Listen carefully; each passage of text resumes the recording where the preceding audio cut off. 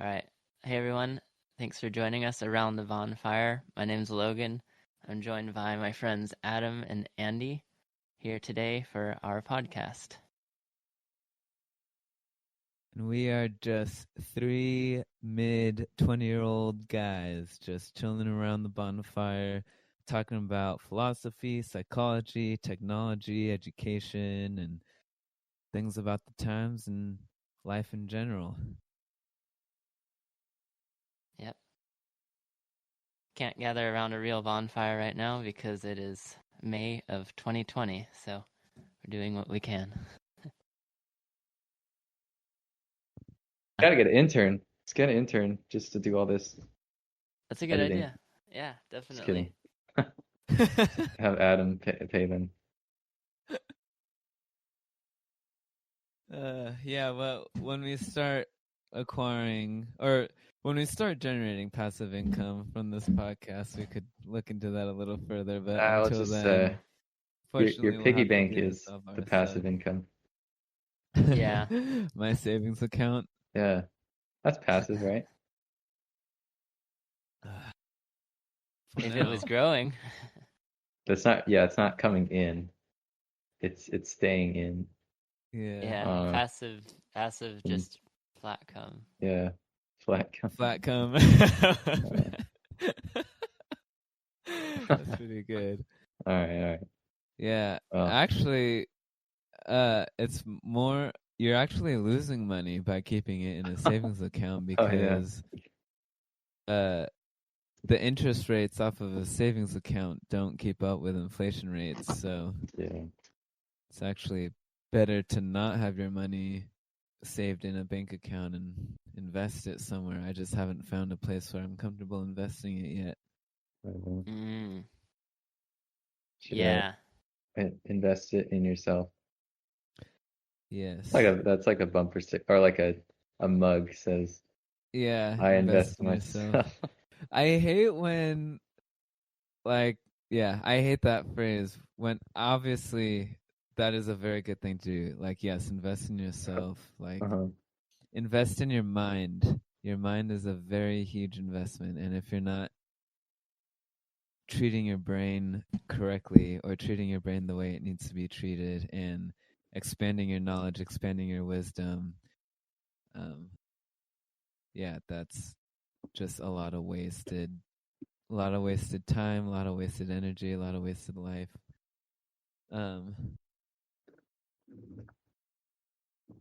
I don't even remember what I was saying. Oh, you're talking about investing in yourself. Yeah. I was just gonna say I hate when I'm searching for good advice or wisdom from entrepreneurs, and that's always like their number one thing is invest in yourself. I'm like, that's not. You gotta believe in yourself. Like, yeah, I know that. I know that already. I'm already investing in myself. That's what I've been doing. Oh yeah. For the past, I don't know when I started investing in myself. I don't have a specific. Probably. For that, how old are you? 24. There you go. 24 years. No, I'm sure. But I feel like I haven't been investing in myself for 24 years. I've been alive for 24 years, but that's not how long I've been. Haven't been investing in anyone else. So okay. I just haven't been investing, period. Oh, okay. Yeah. That's also an option. But yeah, all right.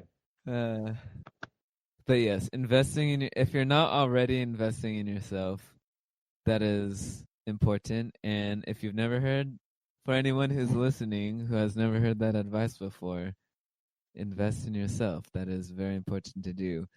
Yeah. But I feel like that's already a given. And when you're looking for more specific advice, those aren't the words I want to hear. But they're good words in the right context. There you go. It's like you got to be so vague that everybody, they invent meaning to it, and they're like, oh, I like this guy. He's really wise. Like Make America Great Again. Okay, well, not saying that wasn't wise, but what I've heard is like that's such a broad thing. everybody just invents their own meaning to it. That's actually how horoscopes and zodiac, Oh yeah, like zodiac, I don't even know what to say. Like zodiac descriptions work. Is the reason people feel like, oh my gosh, when you read about your zodiac sign and people say right afterwards, like, oh my gosh, this totally just described me. Like that makes so much sense. Every zodiac sign is like that. It's not just your own describing you. They're purposely vague descriptions so that you're able to relate to them, and your mind fills in the rest of the pieces on its own. And then therefore, after reading the zodiac description, you all of a sudden believe, oh my gosh, that's totally a Libra describes. I was born in October, so I'm a Libra. And so if you just read a Libra, you're like, oh my gosh, I totally resonate with that. But that's just because the descriptions for a Libra could describe one particular aspect of anybody. But if you read through all the descriptions of all 12 zodiac signs, I'm sure at least a majority of the population can relate to a majority of all the descriptions for the zodiac signs. So it's not just pertaining to you specifically. They're purposely written in a way that makes you feel like you relate to them. So same tactic as the Make America Great Again slogan. Yeah, it's the Trump tactic. I don't know. Yeah, I don't know what the name for that tactic is, or even if there is a name. I'm sure there is. Yeah, there's a name for everything. Psychological concept a lot of people use, especially if you're in like fortune telling and that kind of stuff. Yeah. Mystic arts. Yeah, mystic arts, Zoroastrianism, mysticism, zodiac stuff. Gypsyism. What do you call like gypsies? Gypsyism or that whole Gypsies are just a culture of nomadic people. Okay. I don't think a gypsy is a specific. I guess you could use gypsy to describe a way of life, like a science. But historically, gypsies were ethnically of like a northwestern Middle Eastern culture that were nomadic, more throughout Europe specifically. I don't know much about the history of gypsies, but I know they've been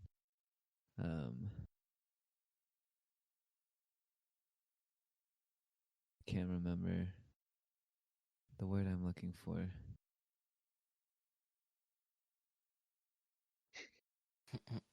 That's okay. It'll come to you. Yeah.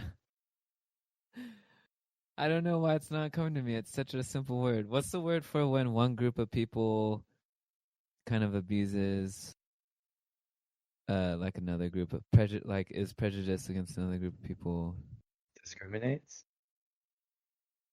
It's a very general term, and I don't know why it's not coming to me. Hates? Dislike?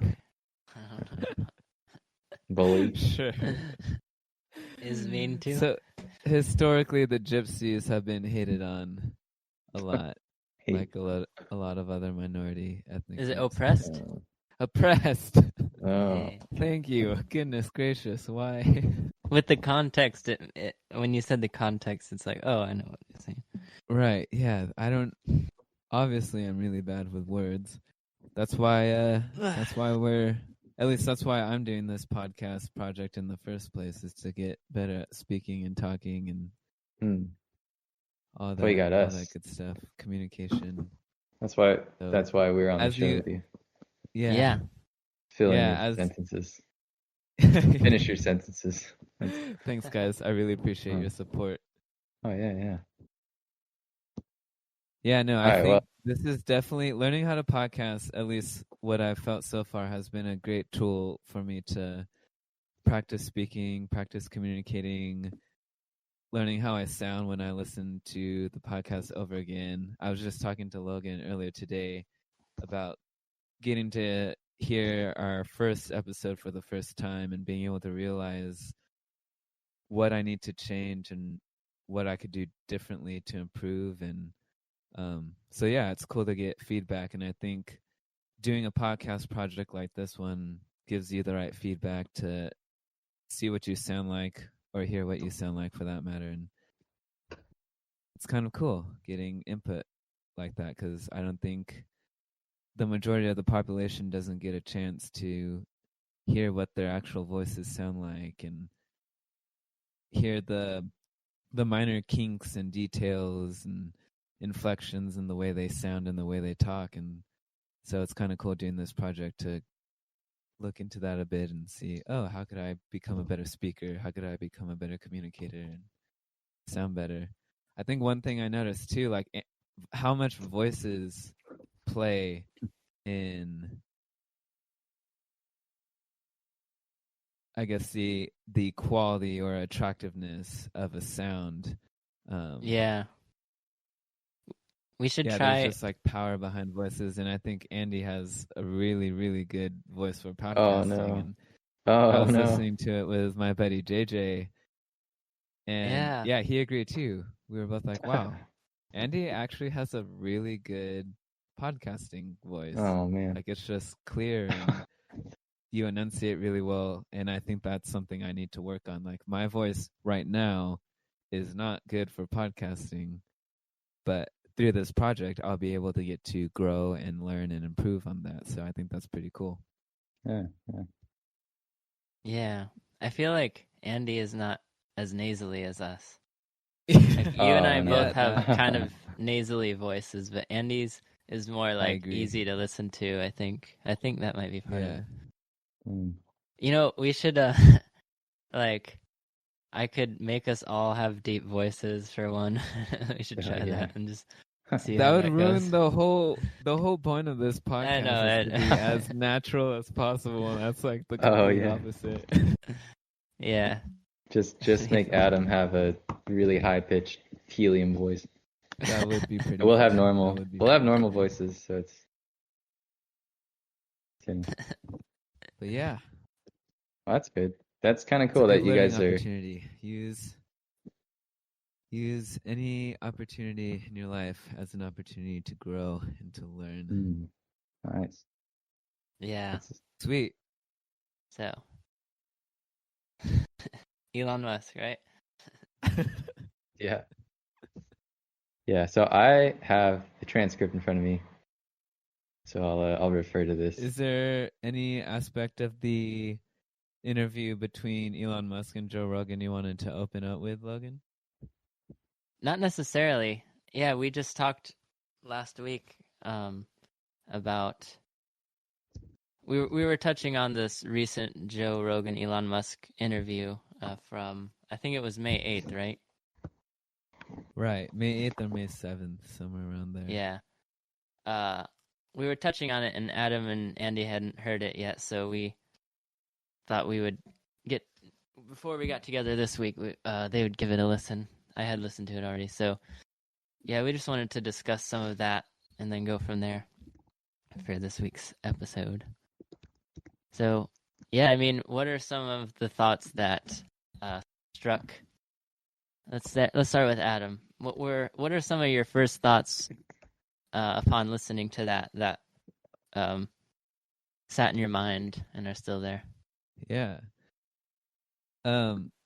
Well, funny enough, I thought it was interesting how they were mentioning a campfire and really the uselessness of a campfire nowadays, but we still use it just for fun, to sit around and talk and roast marshmallows, and it's just something we enjoy. It's not necessarily a necessity to keep warm.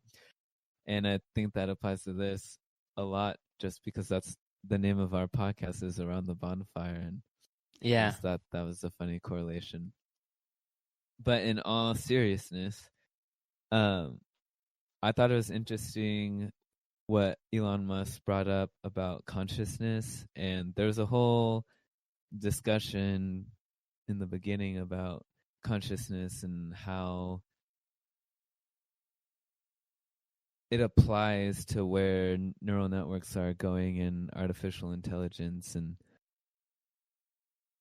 how does, like, where does consciousness come from was their basic question. And I think it was interesting how Elon Musk was asking the question, at what point does simple hydrogen atoms, in the universe eventually reach a point that evolves into what we would call consciousness? And consciousness is such an interesting concept because we really don't have a very good definition of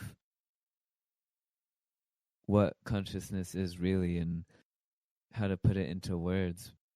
And for me, I think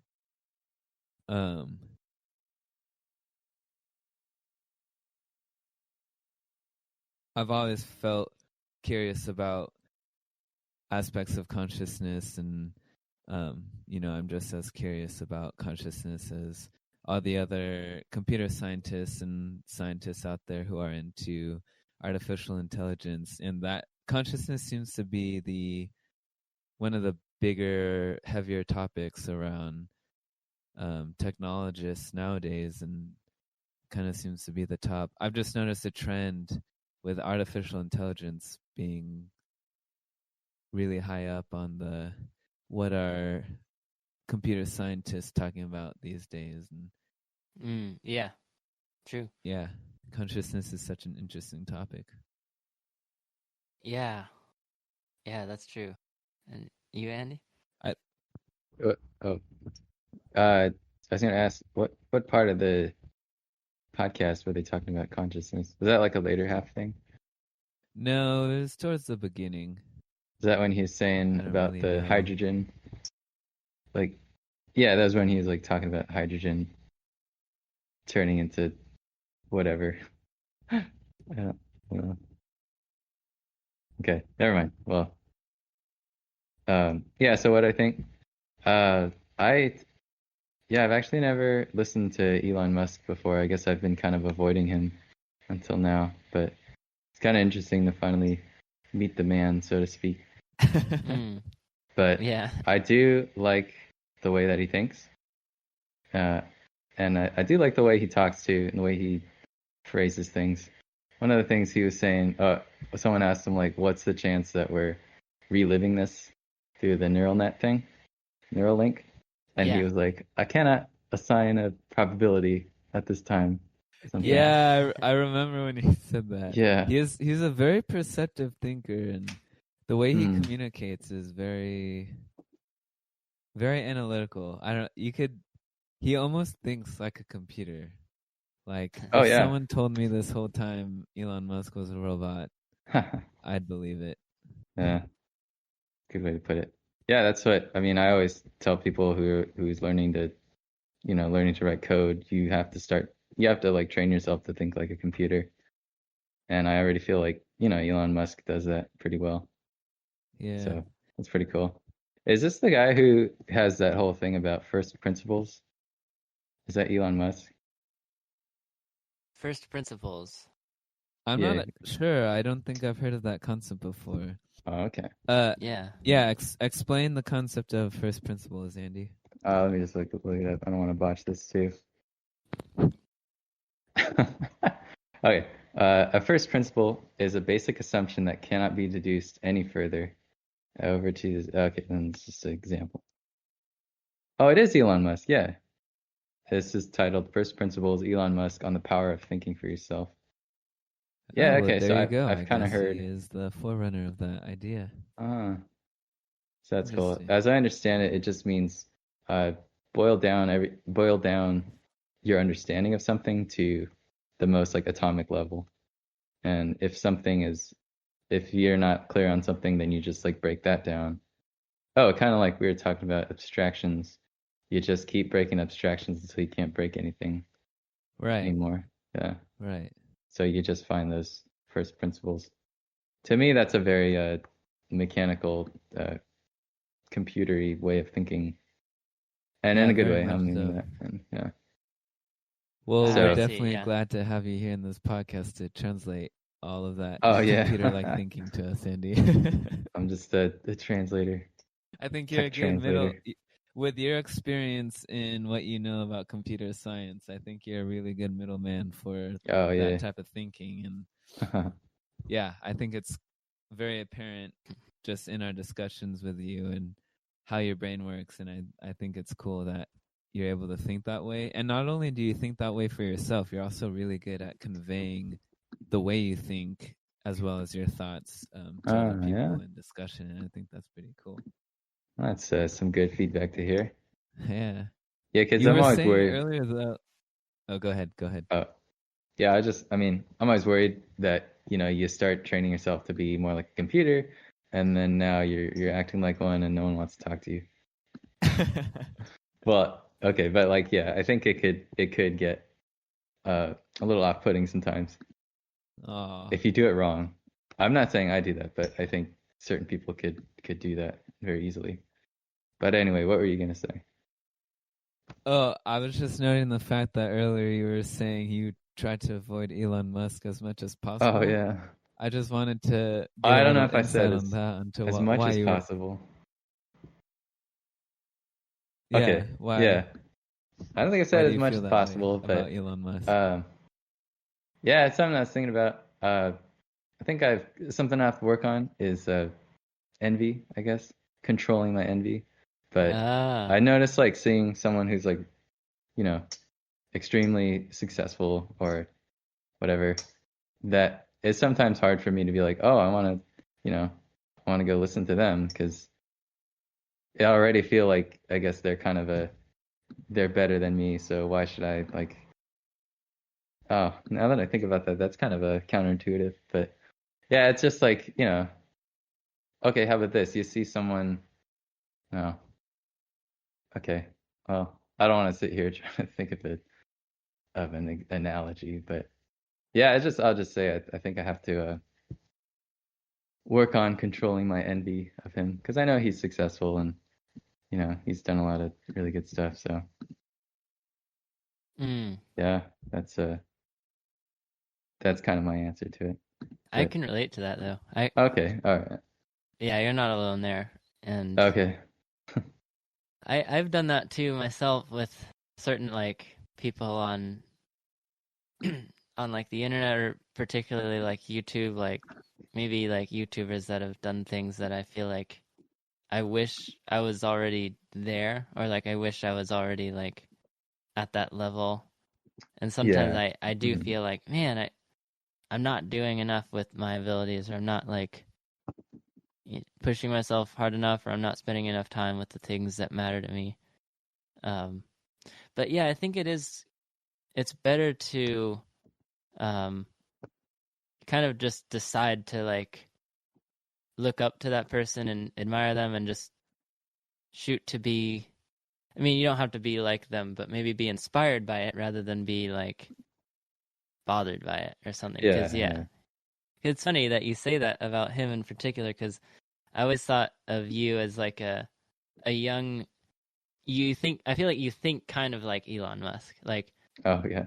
not saying your life trajectory is the same, or like you want the same things out of life, but like your analytical way of thinking and quantifying things is, and sometimes your language is similar to his. And I thought, like, I bet Andy's a fan of this guy. So it's funny that you have those thoughts. Oh yeah, it's I'm Would you glad say that Elon Musk is overrated, Andy? Oh, that's I don't know how to answer that one. I'll say sometimes. Okay, well, I'll say sometimes, because I think there are certain people. I don't think like, I'll say the people who do idolize him tend to really idolize him and go over the top, and they overrate him. But I think overall, just society, I don't think they. I actually feel like some people think he's weird and kind of outcast him. Yeah. But yeah, the people who I know someone who just, that's all, they just talk about Tesla all the time. They're like, I'm gonna get 5 Teslas, and just Okay, maybe not 5, but they're So always it's talking about Teslas and Elon Musk and all this stuff, and yeah, so they see I it from think like a more materialistic point of view. that could be. Not sure their motivations, but yeah, it seems like sure, yeah, that's a good way to put it. Yeah, but again, I won't like try to assume anything about them. Yeah. Yeah. Yeah, I know in college a lot of my professors were always bringing up Elon Musk, Oh and yeah. the type of major I was in was very design focused and very project focused. It was all my whole major was all project based learning style, so Hmm. it's all very much project and design focused. And I think because Elon Musk is such a project and design type of guy, he got brought up a lot. So I think during my time in college, that was definitely my first exposure to Elon Musk, and it was just constant all the time. I felt like I was always hearing about Tesla and the new Oh things yeah. Elon Musk was doing, and um, yeah. So I think I could sort of relate to that a little bit. Oh, okay. I think yeah, he But definitely deserves to be brought up. Uh, and like I was saying, I think maybe even more than he does. You know, I only really hear about it from a small handful of people. So Hmm. I mean, I think yeah, he should. I think more people should know about him if they can. Yeah. I don't know how I would have found him if you hadn't shown me, but yeah, he's kind of on my radar now. I think it's cool. Yeah, I think he's just a modern day visionary, and in modern times there's a lot more platforms for people to be heard on and like monitored and kept tabs on with all the different social medias and like video platforms and stuff. So I personally see him as like, maybe a modern day it's different, but like a Nikola Tesla or uh Thomas Edison or Okay. modern day innovator just of this century that like when you hear him talk, like I don't know, when I hear that interview and others, like I think he really does want to just move humanity forward. Like he's the kind of guy, he doesn't want to say, well, they'll invent that someday. Like he's like, I'm gonna make sure this happens before I'm gone. Like, and so yeah, I do think that he's gonna leave his mark on humanity in a similar way that like those other names have, and we remember them. But he's still just in the middle of his life, so I'm excited to see like the mark that he leaves. Yeah. Yeah.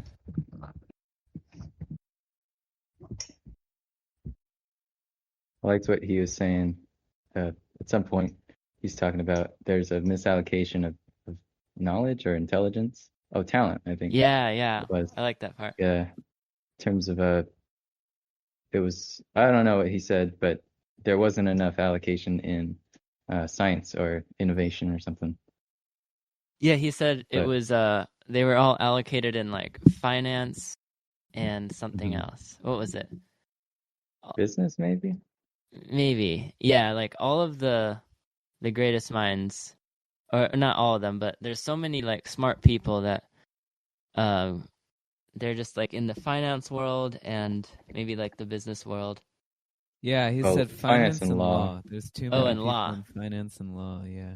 Yeah, and it's like those are places where if you're a smart person and you really try hard, like yeah, you can make a lot of money. And yeah, I remember after that he said, and there's not enough people making stuff. Like Oh yeah. if you're all just in finance and law, like there's not enough There's people no like making. manufacturing. Yeah. Yeah, I liked his whole point of view on manufacturing and how it's necessary for things to happen. Like you need manufacturing, and America used to be so manufacturing based, and we've kind of lost that in the last century just with the rise of robotics and computers and technology, and manufacturing has shifted more from human work to more machines and computers. but there's still a necessity for manufacturing to occur, because without manufacturing, you're not going to have stuff to live off of or use. Yeah. Well, I think you'll still have that. No, I think what he's saying more of like people who don't even do any of that innovating at all. And even though manufacturing isn't happening, I think it's still kind of happening digitally. You know, he's talking about like lawyers. I wouldn't even go as far as to say entertainers. You know, I'm pretty sure there's some really smart people who go into that field and they go and write algorithms for optimizing. Like, look at Netflix. They're just it's making movies that optimize search engine results or something. Have you heard that? Have you guys heard that? What do you mean? Yeah, well, I guess they'll elaborate on that concept a little further. I'm interested. All right, I'm maybe not. I mean, I'm like a secondhand source of this, but I think they just go and look at like they'll go aggregate all the searches, the queries that they've gotten, and they'll say, okay, so these people look up, I don't know, Jennifer Aniston and what's his name, Adam Sandler, and they're like, let's go make a movie with both of them, and then they go make a movie, they go fund it, and they go put it on Netflix because that's what people want to see, or that's not necessarily what people want to see, but that's what people search for and are expecting. So, so it sells. Yeah, so it sells, and I guess I don't know. I guess if you want to be optimistic, it makes it so people enjoy the platform more than they would. I guess because okay, I don't know what their reason for doing that is, but it doesn't seem like that's gonna necessarily make for the best combinations of actors and topics. But who knows? Yeah, it could be. But either way, that's like somebody, some computer scientist coming up with an algorithm for that. Someone who's dedicating their time to that instead of, going to the moon or going to Mars, something like that. So that's what I'm trying to get at. Yeah. So, anyway. Yeah, that was a good point. I think I could see that too. With the misallocation of talent. Yeah. It's like, I don't know if you solve that. I'm wondering if you guys noticed this, but it seemed like when I went to college, you meet a new person and you ask them, "Oh, what are you majoring in?" They'll usually say business or psychology. Yeah. That was like everyone I've met who's not in like my CS class or something. Who is like in a GE or something. But do you think those are the two most popular majors at where you went to college, Andy? I would have guessed finance, business, psychology, and then maybe biology. I think that was the third. Oh. Just from what I observed. Interesting. What do you guys? Did you guys have a similar experience? No, well, for me, because I remember I went to a polytechnic school, so we had everything. And the cool thing about Cal Poly is not only did we have everything, but it was also really well balanced. However, Cal Poly is known for its engineering program, and so there were a lot of engineers there. That might just be because I was doing electrical engineering there. So I was surrounded by engineers all the time through that. Right, yeah. But I feel like when it came to just meeting a random stranger out on campus somewhere, I found an equal number of, psychology majors, business majors, econ majors, political science majors, computer science majors. That it was all over the place, which I think that was one of my favorite things about that school was one person can get accepted to Cal Poly for an engineering degree, and then another person could get accepted to the same school on an agricultural degree, and they'll be in the same location, they'll be at the same college, but their two experiences are going to be completely different. Two of my best friends that I made from freshman year of college, and we've been friends ever since, they were both animal science majors, and the type of classes they were in were just so mind-boggling different from the type of classes I was in. And I was also friends with math majors, statistics majors, computer science majors, mechanical engineering majors, a couple business people here and there, psychology people here and there. It was really all over the place, and that I thought that was having that experience made college a lot of fun because you're constantly surrounded by people in various majors that are vastly different from your own. Wow, good for you, man. That's kind of an argument for keeping GE classes, mixed GE classes. I guess that was the cool thing about being in GE classes is you got to be with people of various majors. So I guess, yeah, the only plus side I would say that I would give to a GE is getting to socialize with people from different majors. Well, I think it'd be cool to have like like out of school GEs somehow. I guess that's what a club is.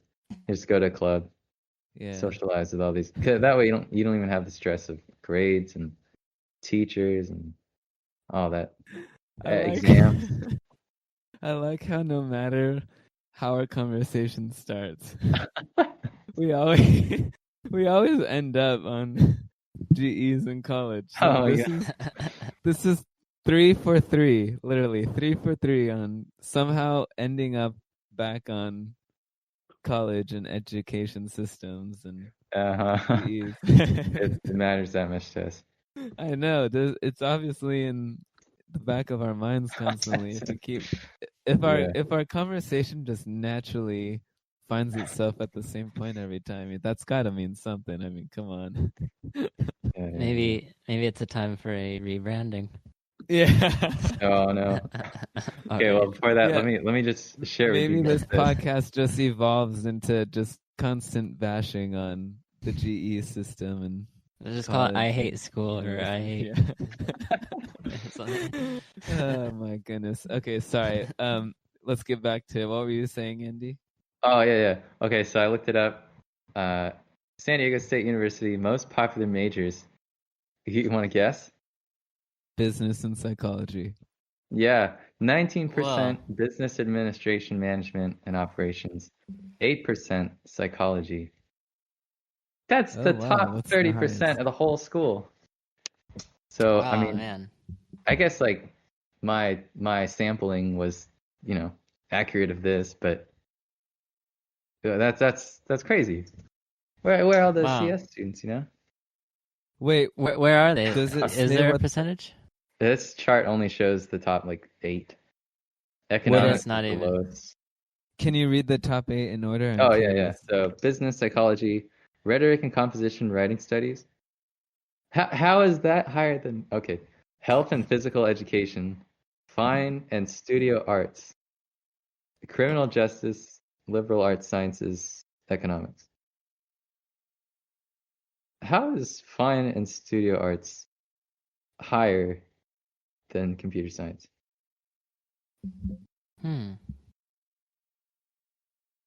That is so funny. Wow, you're sampling. Yeah, I guess so. What's the percentage of the lowest one, Andy? Economics was lowest is 3. That's 3% of this chart. I don't know how recent this chart is, but this is 2018. Oh, that was when I graduated. So wow. That was rather accurate. Well, that was interesting. Just business psychology. It's I don't know, because I mean, Adam, maybe you can explain, but it doesn't seem like we need that many people doing business. and like could potentially some of those people be doing other things.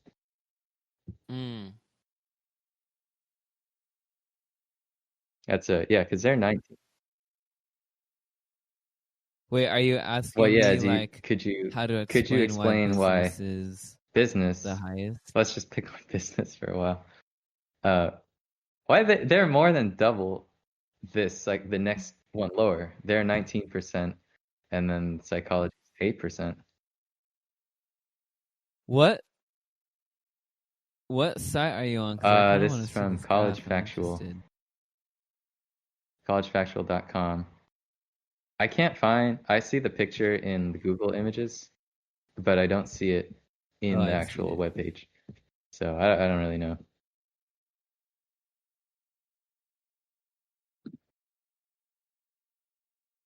I don't know how hard business is. Like maybe it's, maybe it is considered a rocket science kind of topic, but I always thought it was like, oh, just open up Excel, learn how to do a formula. Okay, not really, but I mean, how hard can business be?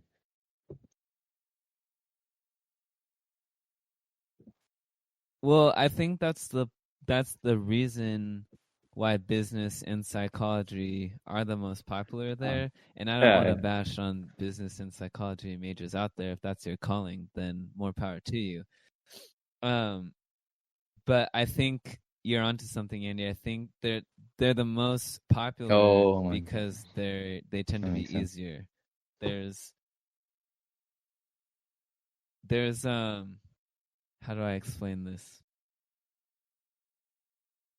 I think in general, okay, so business, out of all the jobs that are higher paying, the easiest ones of those higher paying jobs tend to be business and psychology. And that's a generalization.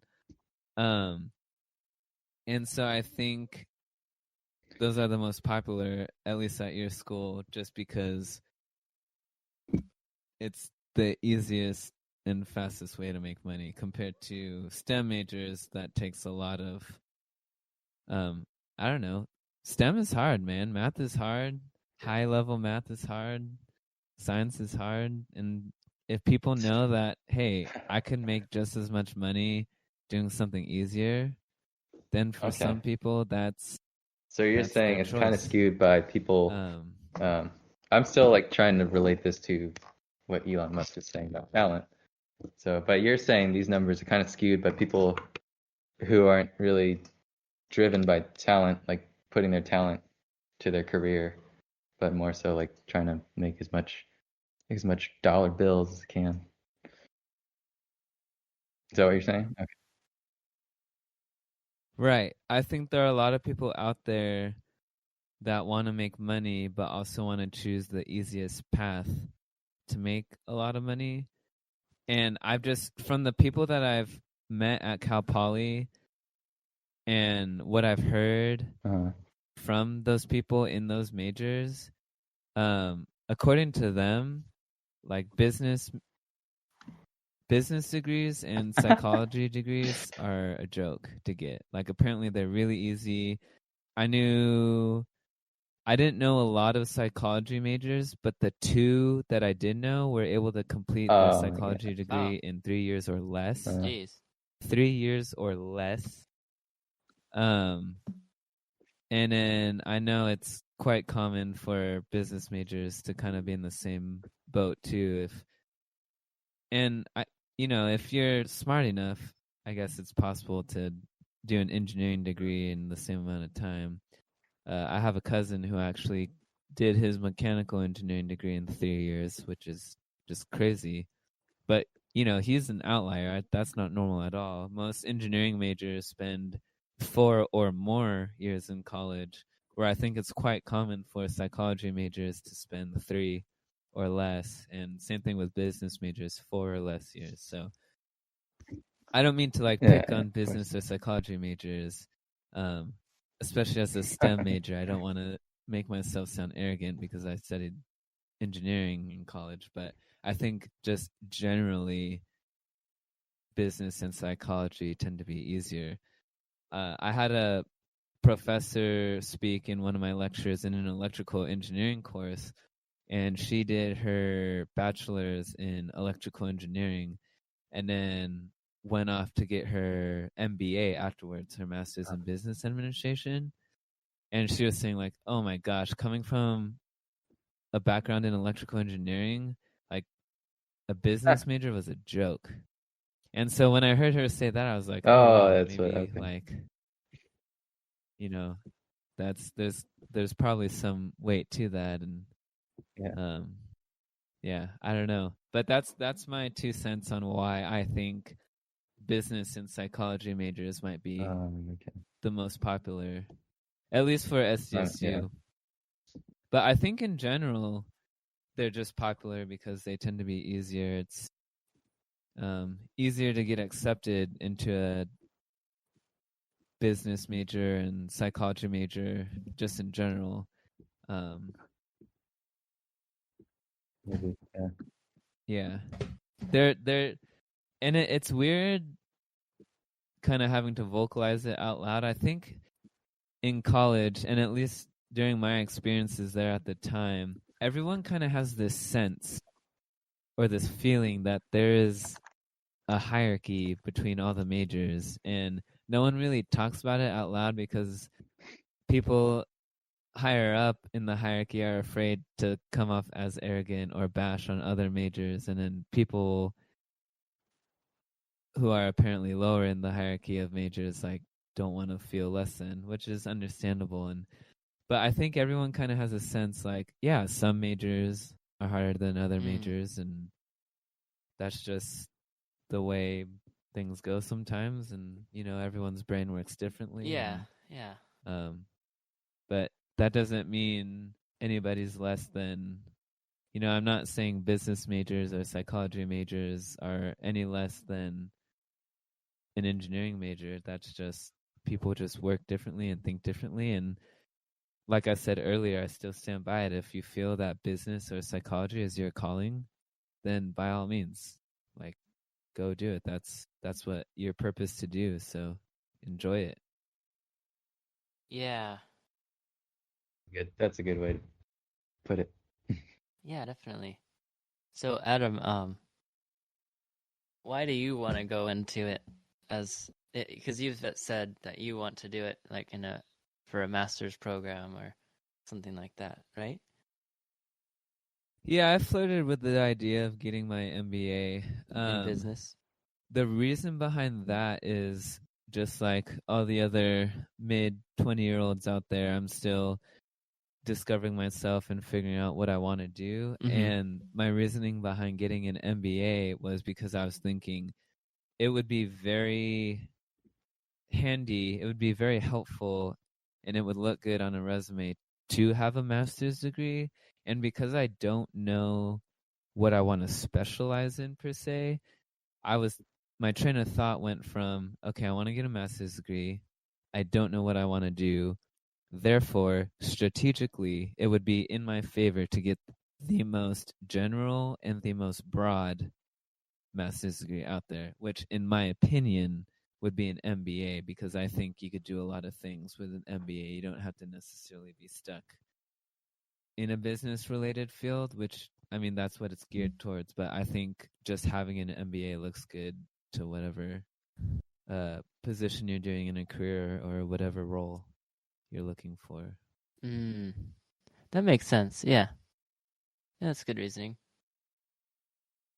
Because I would hate to specialize in a master's degree and then realize, okay, so for example, my background is in electrical engineering and sound design, and I've considered getting a master's in electrical engineering, but I don't really feel that passionate about electrical engineering. And so if I get a master's in electrical engineering and then don't want to continue down the path of engineering, I have just now wasted that master's degree, because I could only use a master's in electrical engineering for electrical engineering. Yeah. Which, if that's what you want to specialize in, then of course that's the right decision to do. For me, I have no idea what I want to do. And so because I wanted to think more broadly and more generally, an MBA would look good no matter what job you do. You know, I could get a master's in business administration and I could still go into an engineering field with that. I could go into business with that. I could go into finance or econ. I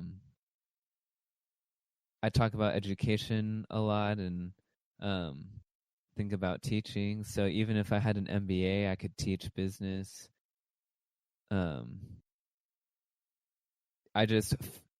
feel that I would be less trapped in a career path with an MBA than I would in a more specialized master's degree. So that's where that whole idea comes from. If you're talking about getting an MBA, but for me, for business in general, where that my interest in business in general comes from, that's just a self-interest of mine that has nothing to do with me going back to school or pursuing a master's degree specifically. I think I found in my later years after graduating college that business is very interesting to me, and not only business in general, but specifically more entrepreneurship. And I think that all started after I read Robert Kiyosaki's Rich Dad, Poor Dad. And I think it's not exactly business that I'm interested in as much. It's just money in general. I think money is fascinating. I think economy is fascinating, and just how money works and how money transfers. And even though econ isn't a hard science, there are still aspects of econ that fascinate me about how money works in general. Like it's such a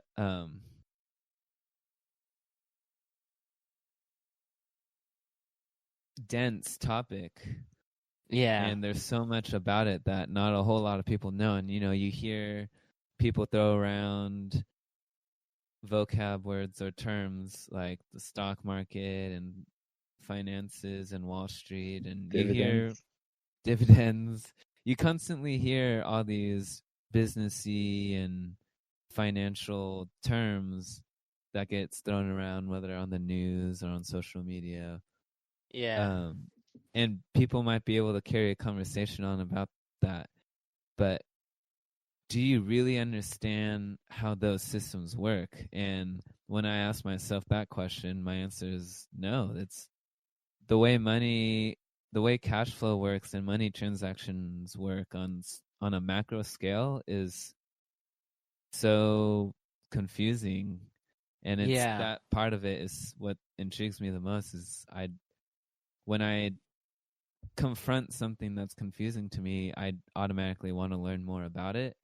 Yeah. And so that's learning about how money works and business and economy, how business and the economy work together and play a role and bounce off of each other. And that just fascinates me. And I think that all started my senior year of high school when I took my first econ class.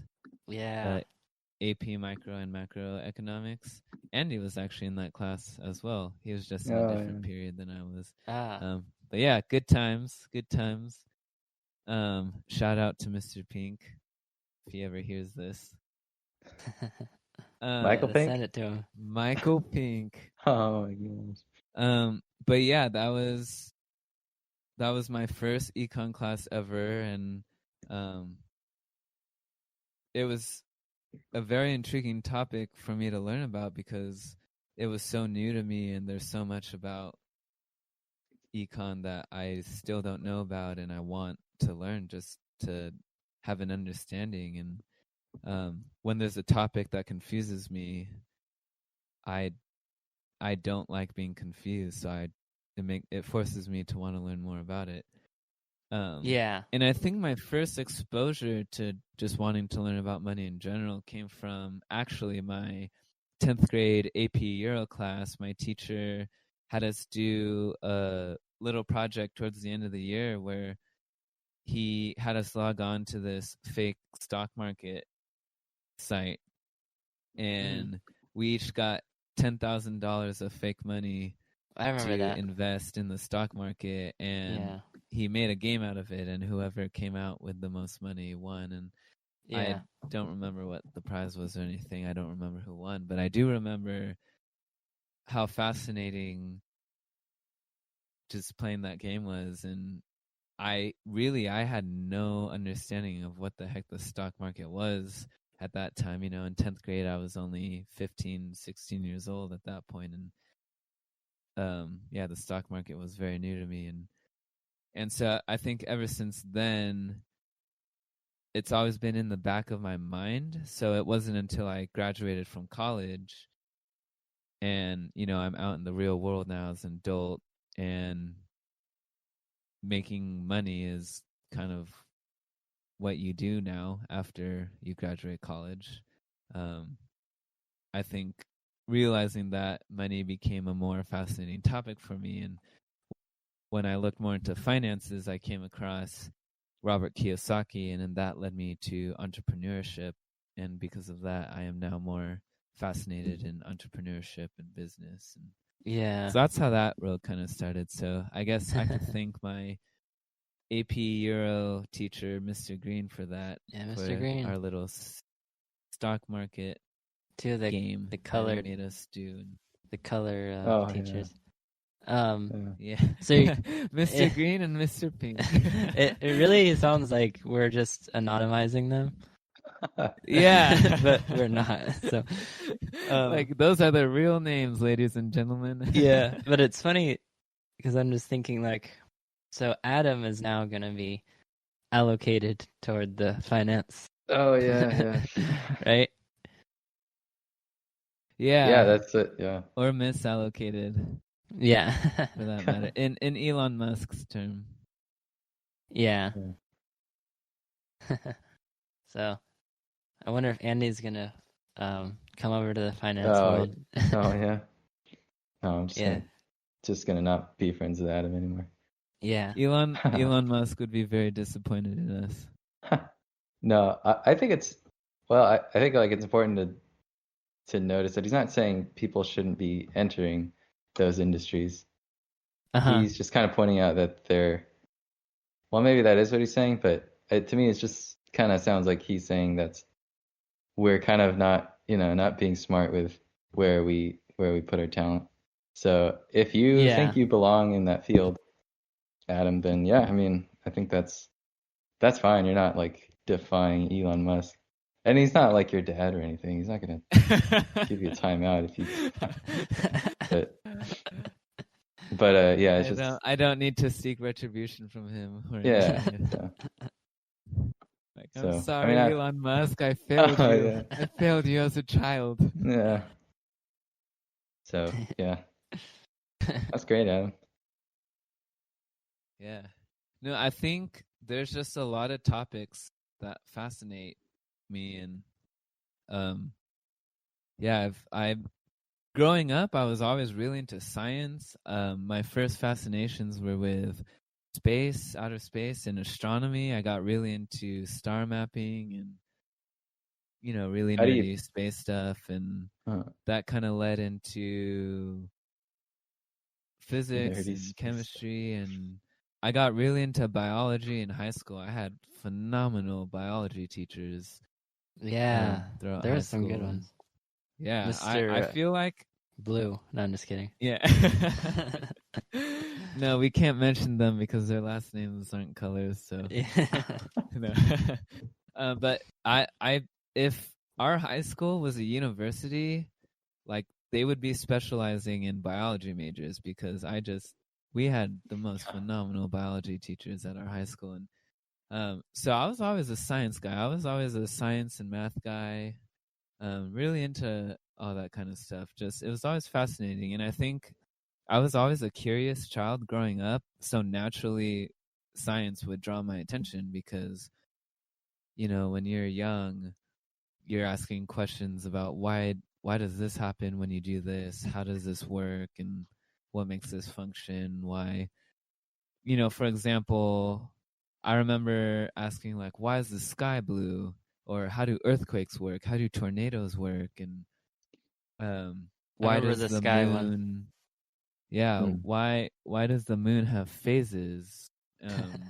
Why is, you know, January have shorter daylight times than July and or June? And so like little questions like that when I was young, and you need science to answer those questions. And so for the longest time my passion was always science growing up, and I still love science to this day. I love watching YouTubers like Vsauce and Yeah, Veritasium maybe, and Smarter Every yeah, Day. Veritasium, Smarter Every Day. I love that guy.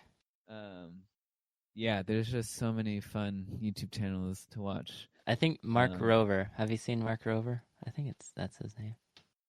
I've heard of him before. I wouldn't say I watch him a whole lot, but yeah, I think you get the gist of what I'm saying. I get like, it. People like that, they're just so fascinating, and I love learning about that stuff. And we live in a very interesting and fascinating world that's happening, you know, right in front of our eyes, and we're not even aware of it because it's either too small or it's a substance that we can't see. And yeah, I've just always been fascinated with physics and chemistry and biology. And originally when I went into college, I went in as a biochemistry major, and didn't last very long, but I realized like even though that's biochemistry wasn't something I wanted to pursue career-wise, it's always going to be something I will forever enjoy learning about. And I think that curiosity to just want to learn more about systems and how things function, that aspect that came from science for me eventually bled into areas like psychology and the brain and how does the brain work and philosophy and ways of thinking. And then eventually that bled into the economy and finance and money systems and cash flow and how does that work. And then that brought me to entrepreneurship. And yeah, so there looking back on my life, there was a kind of natural flow from how I got from one interest to another. And I mean, I'm all over the place. Just in general, I'm a curious guy, so I'm kind of all over the place. I'm a jack of all trades, but a master of none. Which is why I'm glad we have Andy, because he is the computer science master. So master of one and we jack balance of each not other any. out. Yeah. Yeah. You know, I think Andy's kind of a jack of quite a few trades, but maybe not all trades. But I'm like a half jack. I don't really feel jack. Other than even CS sometimes, but yeah, I don't feel like I'm a master at any of them. Hey, Adam. I don't think anybody is a master of anything. You could always improve. You could always get better. There's no end to learning and growing. So true. Adam, how do you like decide on what you're gonna like learn more about? Specifically with like the sciences. Yeah, I mean that's definitely a hard thing to balance because of my many interests. There's so many things I want to learn, and I've noticed as I've gotten older and I've grown more and been exposed to more and more concepts and more topics, especially post-college, now that I have the time to learn what I want to learn on my own instead of just taking classes and spending all my time there. I think I've come to the realization like I might be at a point where I have too many interests and there's too many things to learn. And I think that's kind of the negative aspect of being a jack of all trades is because you want to know a little bit about everything. You just get overloaded with so much information, so many topics and concepts that it's hard to really just learn and focus and get good at just one thing. Yeah. And so I think there's a threshold where you could probably handle maybe up to 3 or 4 things, but once you're into 5, 6, 7 different aspects of fields of study, I think it becomes detrimental. Because to answer your question, I haven't really been researching anything in the science realm for a while now. It's been a lot of more business and entrepreneurship. So there's that kind of trade-off there where I do enjoy learning a little bit about everything, but there's always kind of phases of my life where that's happening. And I think right now I'm just in a business and entrepreneurship phase. But I'll probably relay back to another science phase again, and then it kind of cycles through. Yeah. Eventually, I'll probably land on computer science like you, Andy. Yeah. Because I do want to expand into that realm as well, get better at coding and programming, and that's definitely another one of my interests. It just hasn't been something I've been focusing on right now in the present moment. But I know it, just like how econ and business and finance and all that jazz was in the back of my mind for a while until I finally came around to it post-college. Computer science has been in the back of my mind for a while as well, so that might that's good. At least it's later. Yeah. Because I was exposed to the stock market in 10th grade, and again a little heavier in 12th grade, and that didn't resurface until post-college, whereas computer science, I wasn't exposed to that until my junior year of college, so that might not resurface until what's the difference in years? 5 years or whatever.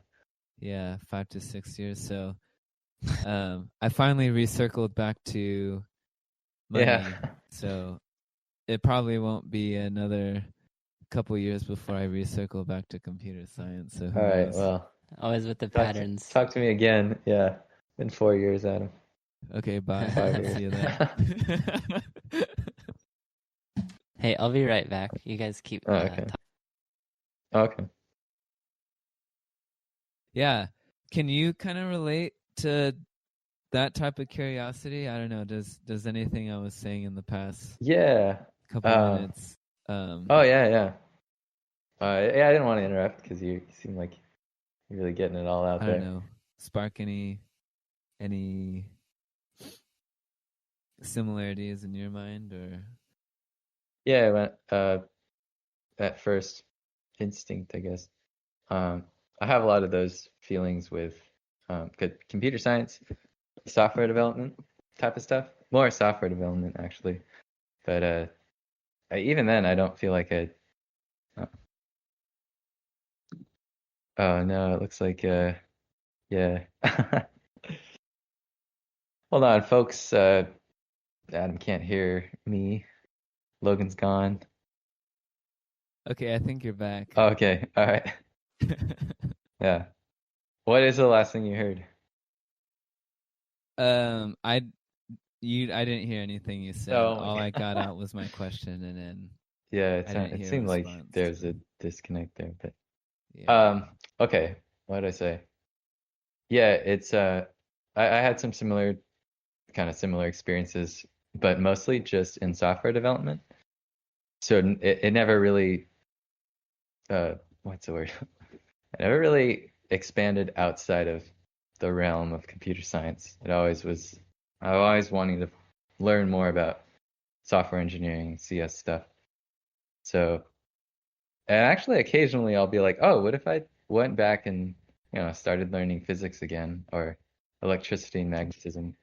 That was something that was always really fun to me, and I don't think I got a very quality exposure or experience with it, so I always want to go back and like revisit that. But I just feel like I don't have time to get into it, devote to learning it again. So yeah, I don't really. Yeah, so that's one of them. Physics. There was another one. Oh, even like self-help kind of stuff or spiritual improvement type of books. What are those Yeah. called? Yeah, Those self-help like, books. yeah, I think it'd be really nice to get into all that and spend some time with that. But I've noticed like I'll just be like, oh, or I could just go and read about, read about some software thing Yeah. or read design patterns or something. So it's like a competition of time, I guess. That's what it kind of comes It down to me. it really is. It really is.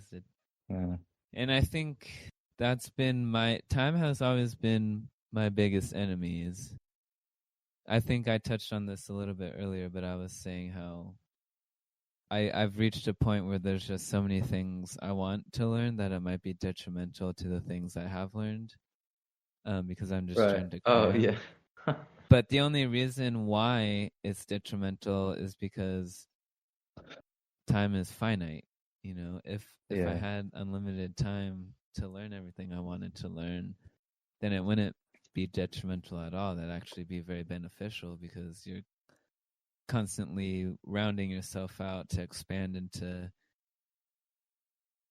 newer and broader territories. And I think it's healthy to know a little bit about everything, especially nowadays, um, where people don't really go to school to specialize in different career paths anymore. There's still that trend, but I feel like it's becoming less and less common. I read a book recently called A Whole New Mind that talks about that concept of the movement towards more specialized degrees and kind of that culture of parents constantly telling their kids like you got to be a doctor or a lawyer or Oh yeah. Forgot about that. an engineer, something like that. I think those days are slowly starting to go away because we're starting to live in a time now where you have to be more creative in your career paths because it's not as black and white anymore as it used to be. And the book that I'm talking about, A Whole New Mind, was claiming that it's actually better nowadays to get a master of fine arts than it is to get Oh yeah. like a master's of business administration, like what I was talking about earlier. So, in according to the author of this book, an MFA is taking over an MBA, but yeah, it stressed that knowing a little bit about everything and kind of exercising the creative part of your mind over the more analytical, logistical part of your mind is more beneficial in career seeking in this day and age than it was, just 50 years ago, especially 100 years ago. So I think it's interesting kind of how the pursuing a career path has changed just over the recent years. Yeah, it sounds like a millennial way of thinking. Yes. Yeah, that's true. I didn't mean that in a mean way or anything. Right. Yeah. I didn't. No, Okay, I yeah, don't know. I understand there's definitely a culture shift, and I think just within the past 20 years, from 2000 to 2020 now, we've gotten to it's harder to quantify, but I think we could all agree that we could feel a culture shift happening, and especially with how technology has changed so quickly within just these past 2 decades. And yeah, I don't think it's wrong to call it what it is. It really is a millennial culture shift. Okay, good. I don't know. I don't even know what millennials are about. What they stand for. I just had a feeling that's a. Well, you're a millennial. I thought I was like Generation Z or something. Well, your birth year We're is Generation 95. Z, I think. Your birth Oh, rate, is that different? you're I don't even 95. know. Okay. You're born 95, right? Yeah. Both of you. Yeah. Generation X, and then millennials. The cutoff year is, I think, around 97. Oh, So okay. you're still a millennial, which is also known as Generation Y. And then after, yeah. So millennial is Generation Y, and then after that, starting in around like 97 or 98 is the beginning of Generation Z or Z. Yeah, as Oh yeah. all the youngins nowadays, they're all Generation Z. so we can say like okay. back So in I my could- day to them. Ah. We can say that if we're talking to that generation. Oh, okay. Yeah. Only Yeah. them though. Everyone who's older than us. But that I doesn't do apply. find it interesting sometimes to think about the generational differences. I don't know, that thought process entertains some of my brain cycles in the last couple of years. Do you like what generations are you comparing? I guess I'm Or thinking typically? about like our generation in our 20s versus like like those before us, like Okay. Generation X and like the baby boomers and Do you? stuff. Oh yeah. Okay. Baby boomers. I don't know. You guys have to like tell me what these mean, but I thought baby Yeah. boomers were like 60s, born in the Yeah. 60s. So I'll Okay. explain.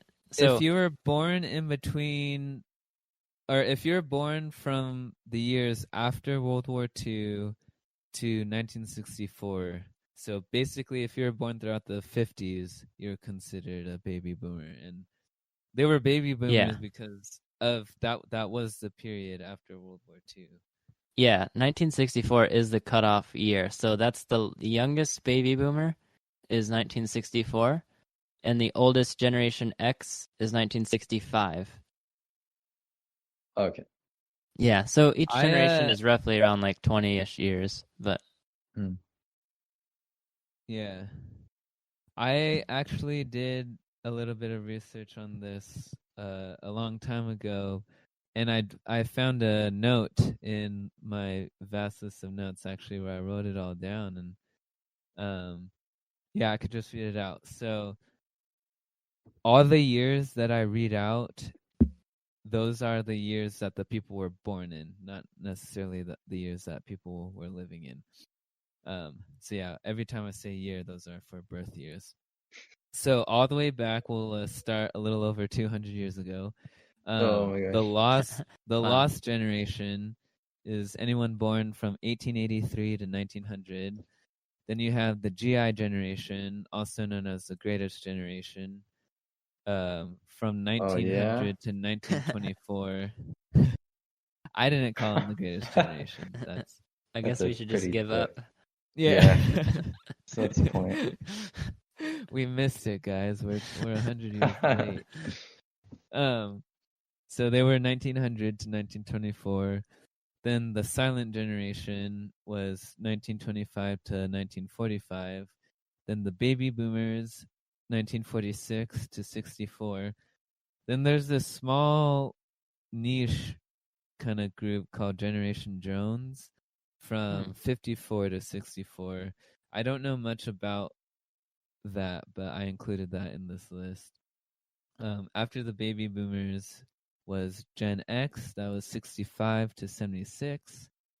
Probably a lot of our people who are our age, probably a lot of your parents are Gen Xers. Then we got Generation Y, or the Millennials, from 1977 to 1995, and Generation Z from 1996 onwards. Yeah, Wait, so by onwards that, to 2020? Yes, to nowadays. I don't think there isn't a name for next like gen. the generation after them yet. Next. Why didn't they just do Z from 1997 to 2000 and then start another, like renumbering them after. I don't know. Yeah, I don't know why they stopped at 96. That doesn't really make sense to me. But Yeah, and I've read it. I don't think it's very agreed upon in all the places because I've heard that 97 is like the beginning of Z. But by your list, I am the next gen of you after you guys. So yeah, Oh, yeah. which I see, and that's why I don't know if I agree with this list or not, because I think like you're closer to Andy and I than the rest of Generation Z. But that was just, I wish I knew what source I got this from. But I think I pulled this list from a couple different sources. But they were just saying the cutoff year was 1996. But obviously, this isn't a black and white topic. These are just generic years that whoever came up with this, they just said, we'll make the cutoff at 1996. So all those years are arguable. I'm sure there's not a precise definition for what years for what years a generation consists of. That's for sure. yeah. Huh. Anyway, I don't know why we got on that. Well, okay. We went on to a long tangent of clarifying the generations. But we were just chatting a little bit about, because I had said it entertains my mind sometimes to think about what the difference in lifestyle is between like those before us and us now, considering the way that culture has changed and the way that technology has changed and just lifestyle in general has. I just wonder sometimes I wonder what it was like for the generations before us in our age and then us now, and like what are the similarities, because there's a lot of similarities, and then what are like the differences and stuff like that. I do think about that like from time to time. Yeah. Another thing I think about too that I find interesting is it seems like in just the past century, the 20th and 21st century, the naming of these generations in each generation is named a new name because there are significant differences between the previous generation. There wouldn't be these distinctions if there didn't seem to be some type of cultural shift between each generation, because why would there be a need to separate them if there wasn't? But I'm wondering, just in the past century, I was just able to list off 7 or 8 different generations. And what's curious to me is, has there always been that fast of a turnaround between generations the farther you go back in history? I mean, I've heard of what's the average amount of years a generation lasts? I've heard it as this, a way to think about it. From I think my partner actually brought this up to me the first time. But it's like, think about an average person's life cycle. Let's say you live to be 100, just or you could say you live to be 80. Yeah, 80 is good. I think the average age for an American male is 80 years. Yeah, let's just say 80 for math. 20, 40, 60, 80. Lifespan, sorry, not average age. Yeah. In a person's Okay. an average person who lives to be like 80, there's about 4 aspects to a life cycle. There's 4 like phases to a life cycle. It's like childhood, young adulthood, middle-aged, and then like elder years, pretty much. There's like these 4 phases to your life where there might be these drastic changes like mentally. And they're roughly about like 20 years each. They're roughly about like a quarter of your life. But it's almost like when you decide to be that next phase is like when you are that phase. Like, but yeah, there are those different phases like that we all experience, and I've heard that's kind of where a generation is divided. Like, we have entered the like young adulthood phase now, and so our kind of like our life paradigms are a bit different than they were when we were like in our childhood and like in high school and grade school and stuff like that. So now we are the next, or like there is a generation below us now, and we are starting to think about like these different things than we used to. So I think that's kind of like one way of thinking about how one generation leads into the next.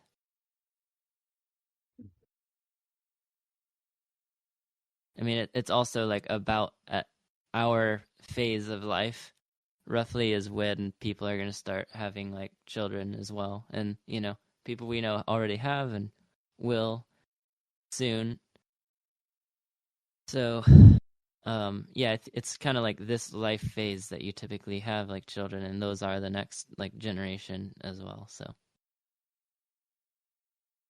I was just gonna say, I think it'd be helpful to have someone who's in a different phase of their life, a significantly different phase of their life, that could, tell us about their life. yeah. Ask them what's different about the way they see the world. Yeah. Yeah, that'd be, maybe we could, if this podcast grows, eventually we could have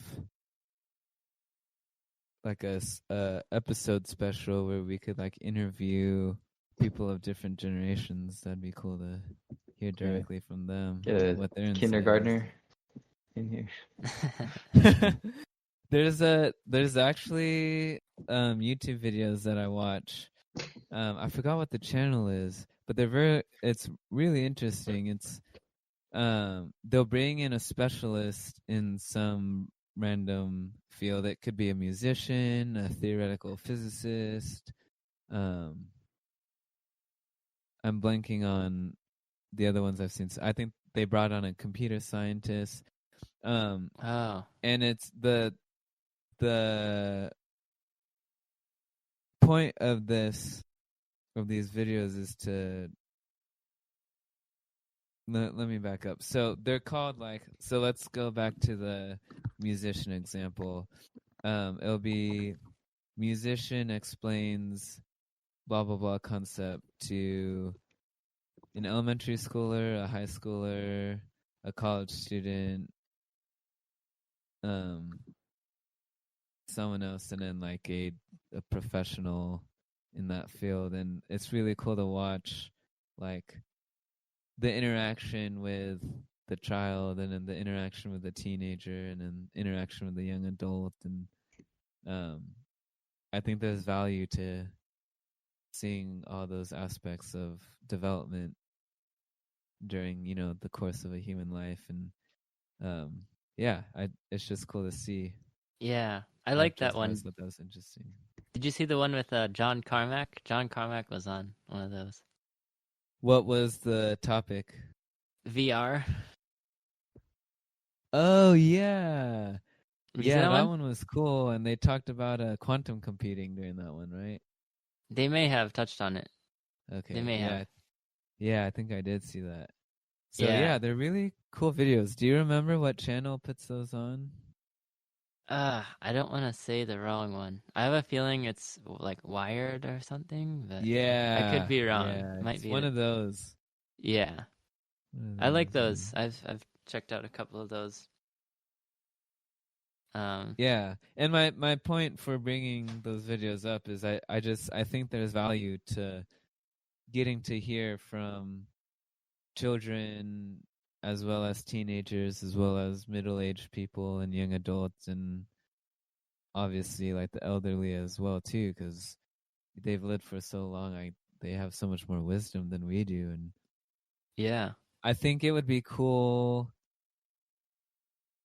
to, I don't know, set up some type of system where you could pair up elderly people with younger people, and kind of get that balance of energetic young people with wiser, mature old people. And yeah, I don't know what that would look like, but that's always been a fascinating concept for me. Well, I mean, isn't that kind of like what you've mentioned before, how you are an advocate for like mentorship, right? Doesn't that kind of play into that? Yeah, and that kind of plays into the I think 2 episodes ago when I was talking about how everyone needs a Paul, a Barnabas, and a Timothy. Yeah. That kind of plays into that. Like everyone needs, someone better and wiser and more mature speaking into their life. Someone around their age to share their life with, someone young to pour themselves into and be a mentor towards. And yeah, I've always thought that was such a cool concept, and that'd be cool to start something that makes that a bigger reality than just talking about it. Yeah. I do like that idea. I enjoy, like, just talking to my dad or like people of different generations when I can. I enjoy like the way that, like, I have thought about this. Like, it kind of plays into that different stages of the life cycle. It's like almost like, here's a general thought I have. It's like, it almost feels like sometimes when you talk to people of the same generation, like ego matters more. People care more about how you perceive them when you're in like the same generation. And so people might be a little more on edge and might be more like, I have to really be my best professional self to these people because they're like my peers. But then when you talk to someone of like an older generation, I feel almost like most of the time, and not always, like they don't have anything to prove to you. Like they just have like wisdom. And I really like those conversations. Yeah. And like, that is such a perceptive thought. You put that into words so well. I think just talking about this, it's making me remember I got to go on a tour trip to Israel, and I was the youngest guy on that trip, and everyone else, were older, retired people who had the money to afford it. And thankfully, I got to tag along with my dad, and he brought me along as kind of my graduation present from college. But it was so cool getting to travel to Israel, and it's such a misunderstood country, and I think everyone could benefit from visiting Israel. But anyway, so I was the youngest guy on that trip, and I was basically surrounded by a whole bunch of older retired people, and that was one of the best experiences in my life. Like I absolutely loved making friends with them and just the conversations that I got to have with all these people, and they were just so fruitful. And there really is something about getting to speak to people of a older generation that's very beneficial. And yeah, I love old people. I think they're so much fun to talk to, and I wish I was put in more situations like I was in Israel where I'd have opportunities to talk to them more. And it's cool when you're talking to people of your age, you're more having like a conversation and a discussion. But for me, I found when I talk to older people, it's more about listening. It's more about asking them questions and listening. And in my experiences, they've always been happy to share about their life stories. And, that kind of plays into how it's easy for people to talk about themselves. And older people, they've experienced a whole entire life, and they have a whole life experience behind them to be able to talk about. So they just have so many stories. And so yeah, it's not hard to have a conversation with an older person at all, because you just ask them one question and they just talk about themselves for what, you know, you feel like they could talk about themselves forever, just because they have so much experience and so much wisdom to share. And I just love being in that environment. Yeah. Yeah, I feel like that is a really important thing to do as a younger person. Don't let your ego get in the way. Listen to the older generations, and that's one thing that's really cool about YouTube and podcasting in general, and it's just kind of facilitating conversations and connecting those generations, and but also I do like to follow different channels, and I appreciate it when I see ones with like maybe an older like generation speaking and hearing their wisdom. I mean, yeah, when I listen to a lot of the podcasts that I do, it's like typically like older generation, like generations from before me, and imparting their wisdom, and I do like to just soak it up and, you know, let it be reinforced into my brain. It's good stuff. How does that work? Where do you get interns? You just go to Walmart. Oh yeah. Pick one up. Oh, throw it in the basket. Check out. I mean, you could try to recruit at a college during a career fair or something. You just post internships. I don't know. You could post an internship on any job search site. Oh, okay. Like LinkedIn or Handshake or.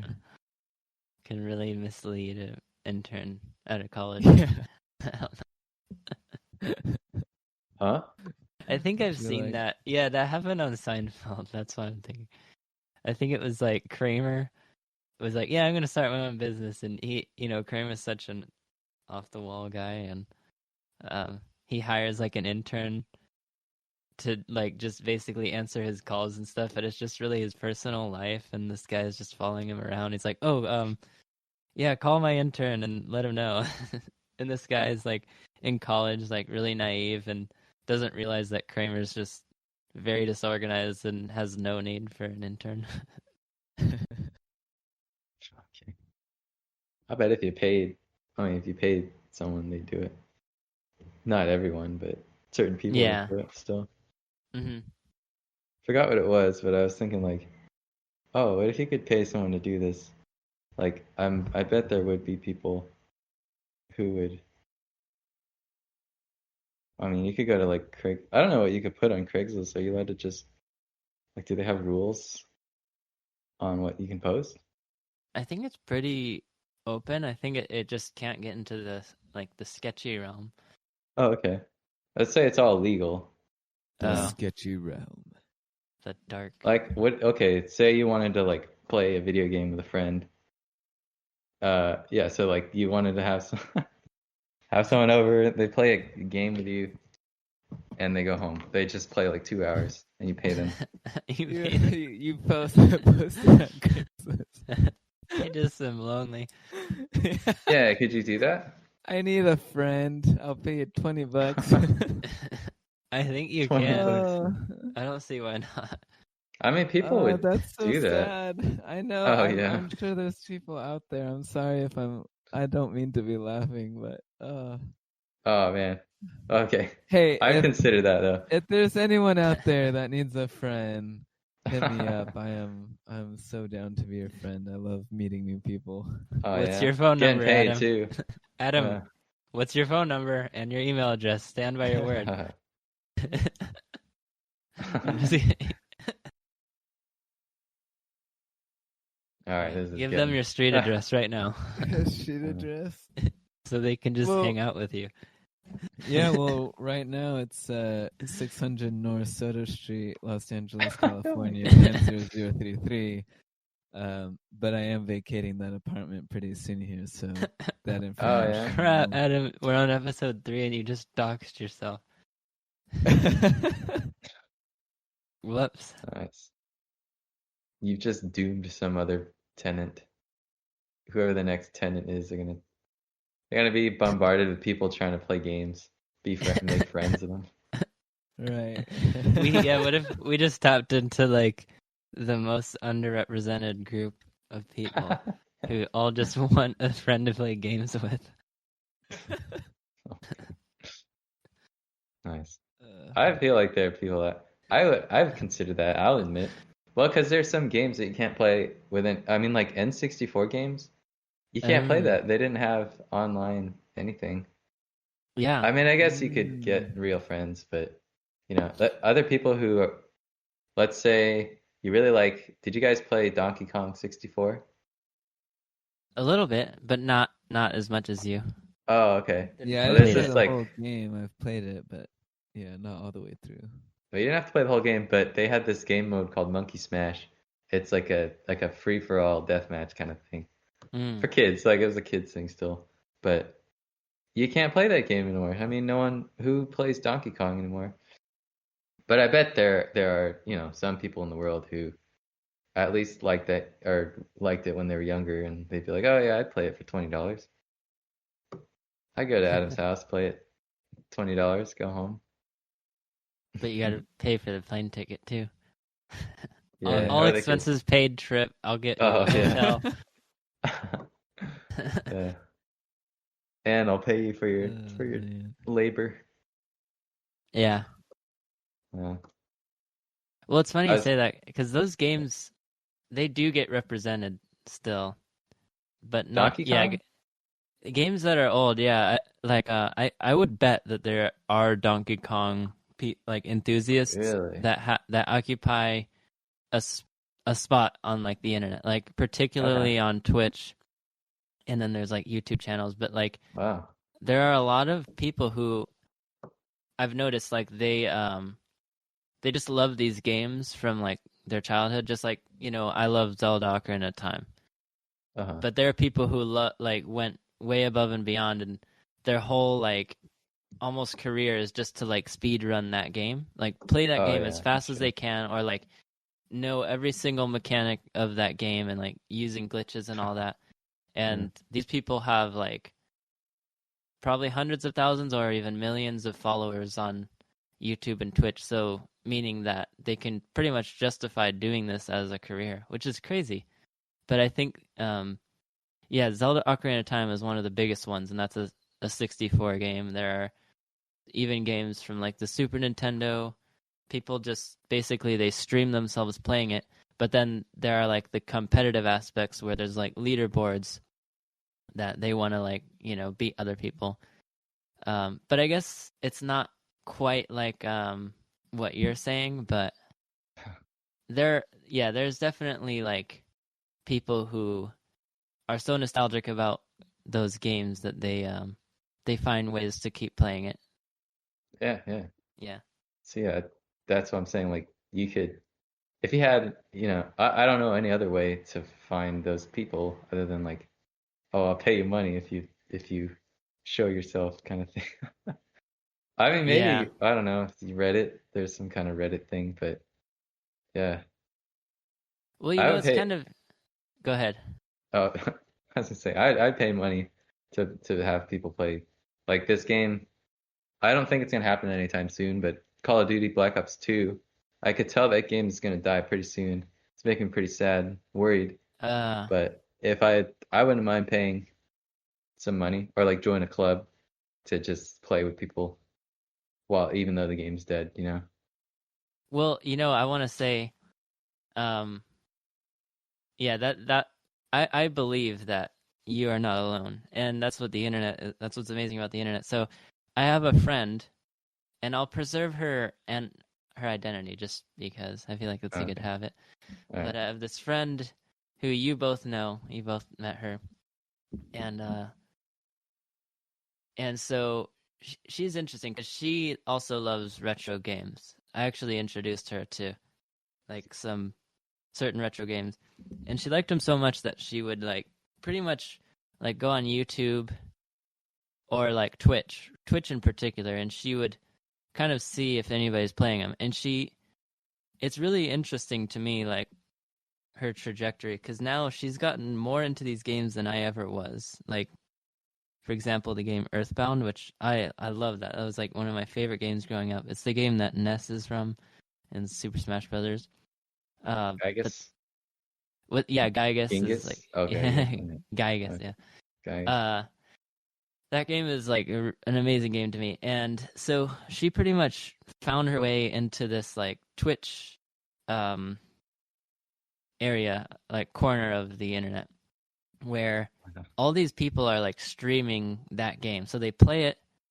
They probably have like a camera on themselves, and they're just streaming that game, and they're playing it from beginning to end, or they're doing particular challenges in the game, like typically like beating it as fast as they can, so that they can go to these particular events that happen like biannually, like Summer Games Done Quick or Awesome Games Done Quick, where all these people from around the world or country actually come into like a certain, usually in the US, like one state, and they all get together and they like competitively will play this game from beginning to end, and it's like over like a period of like a week or something.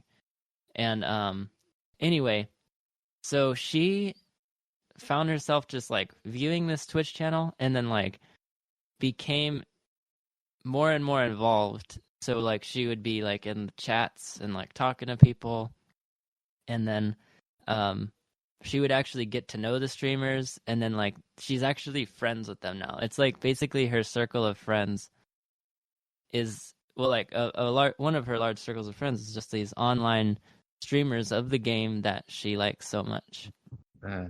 And she actually goes to those like Awesome Games Done Quick or Summer Games Done Quick, which are well-known events by a lot of people, and she like goes and hangs out with them, and that's just an amazing thing like about the internet to me, that she was able to find that niche of the internet that's so like specialized.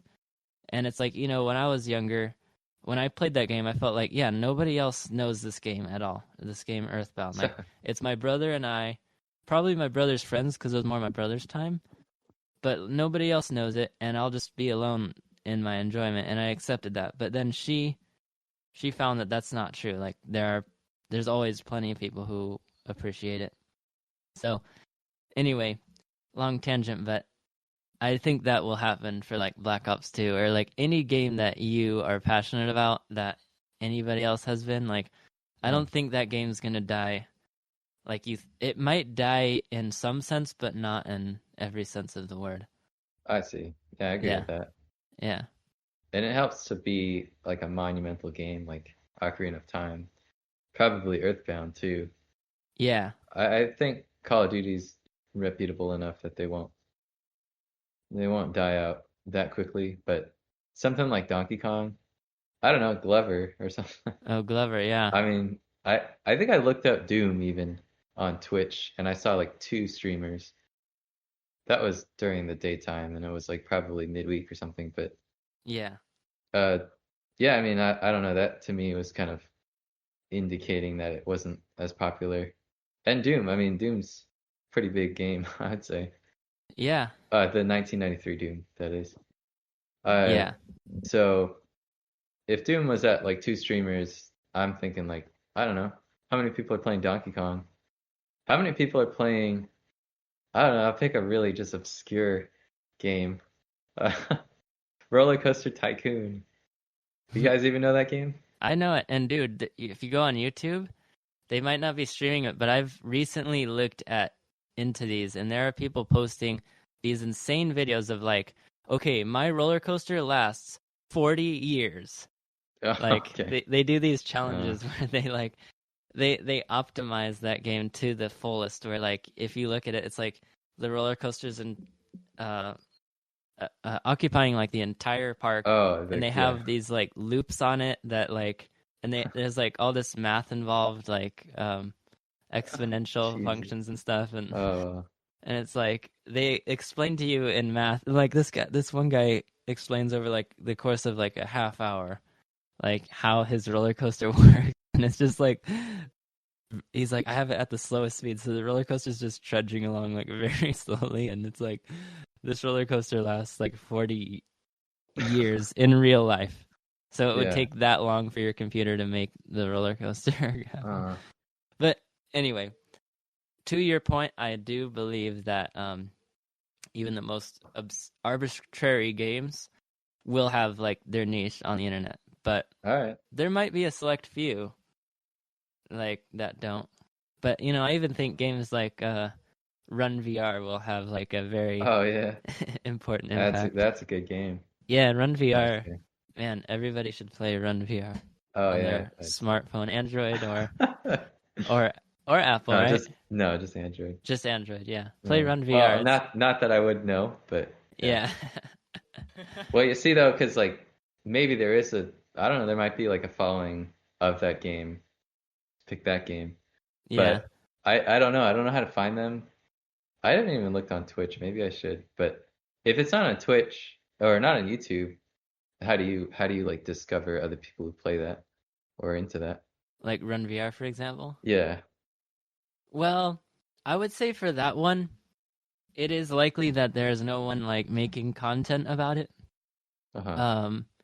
But the ones that I'm talking about are kind of like these ones that hit our nostalgia. I guess that's the trend yeah. I've noticed. It's not Uh-huh. limited to that, but I think that's kind of a general a common factor between a lot of these games is like, you know how, Ocarina of Time, I think it kind of hits our nostalgia in a way. Like, that's like a game that I don't think will ever die in me.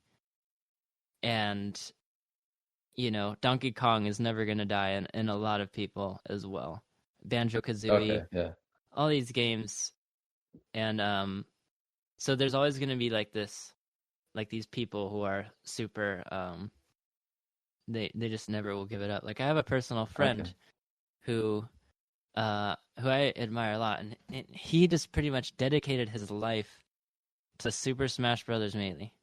And a lot of people have actually, which is kind of a crazy thing in and of itself. But yeah, it's just his life is, I want to practice Super Smash Brothers Melee because the skill ceiling on that game is kind of like infinitely high. Like you can always go become more skilled because there's so much timing involved in that game, and there's like these it's all about just moving extremely fast and like things that weren't even really programmed into the game that he knows how to like execute a like set of moves that occupies like 5 frame perfect inputs, which is kind of insane to me.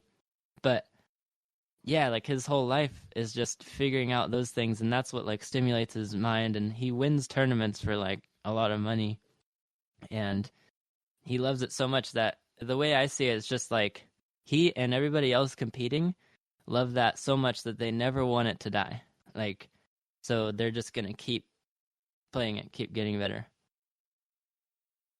Yeah.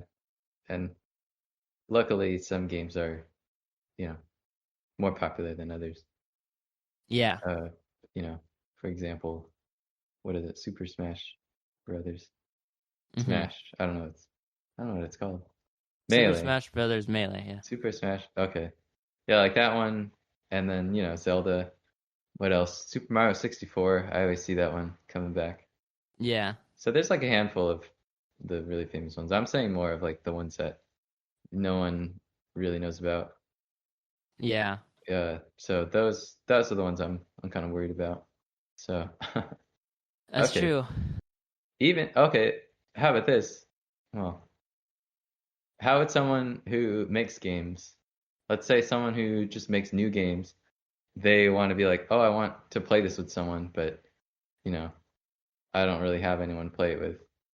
Mm-hmm. And then you go to Craigslist, you say, come play my game, $20 an hour.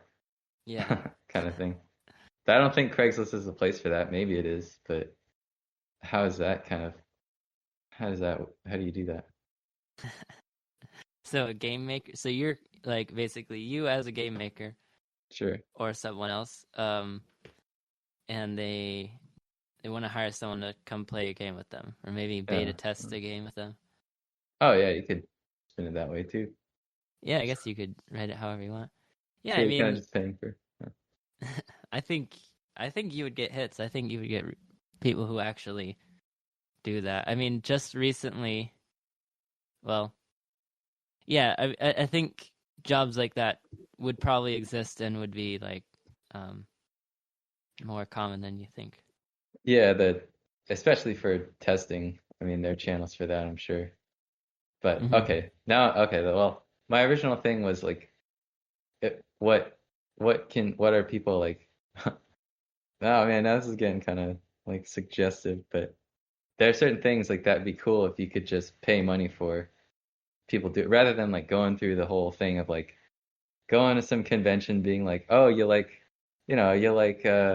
Donkey Kong 64, and like finding that 1% of people who are like, oh yeah, I still play that, and I still, you know, it'd just be easier. You just say, oh, come play Donkey Kong 64, $20 an hour, is what I'm kind of saying. It's like that money in this case, it's to skip the step of looking for that. I think it would work. I think it really would. Oh yeah. I I mean, mean, but where do you? yeah. Okay, that's all I need to know, I guess. I don't need to know where to. I'm not even considering that. That was a thought though. Like, Yeah. what? I bet you could pay money and have people, play games and such. Yeah, well, with the popularity of video games, whether they're niche or not, I think there's a But whole how bunch about of people out there not that video would games?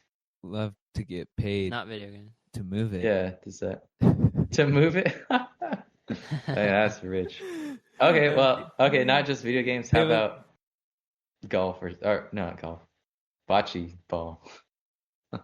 right. Bocce. So I was kind of messing you with there, Andy. But in all seriousness, yeah, I think all three of us would be surprised as to the sheer number of people that would be willing to get paid to play games. Yeah. Like people like getting paid, and if you could get paid to Oh, I play see why you say games, that. Yeah. I mean that's just sounds too good to be true. Yeah, but you I gotta don't go know to a where one place, would get some the money stranger. to pay that out, but just that concept in general, I think we But would then all be they have surprised by to. the sheer amount of people who would be willing to get paid to play with you. All right. Oh, okay. Yeah. I get it. You feel like it might be sketchy, Andy? Yeah, I mean, Perceived. I don't think if I saw that in Craigslist and you know say come to this place, stay here 3 hours, it's gonna be a long time. It's not just like you go there for an hour. I mean, maybe, but I mean, if you're playing a game, you probably want to play for quite a while. But you got to go there and you got to meet this stranger. You got to talk to them in between matches and like, it could be kind of weird. I, I think a lot of people wouldn't really be open to the idea. But I don't know. I mean, people like games, people like money, so it's you never know. I think it's possible, yeah. I get it. You might have to overcome the hurdle of like someone's sketchy radar or whatever. Yeah. But I think it would work out. Oh, okay. Yeah. It's like, and I don't really like the idea of using money to skip, because you could do this. I was thinking about it, like the way you do this is you go and just meet people, Yeah. and you just, but that's kind of hard because like, how do you find your patch, your group of Donkey Kong lovers, Donkey Kong 64 lovers of the game? Uh, and I guess you go to Twitch, but if not there, I don't know. I would know. I feel like this is making me think you could just start like a cult of like Donkey Kong lovers. Just Monkey like Smash. Yeah. yeah, just Okay. recruit them from the street, and they don't Oh yeah. even know what they're doing, and then start by like paying them money, and then get them like Oh really. yeah. I'll just spread that'd be fun. Just to, even if you just did it out of trolling.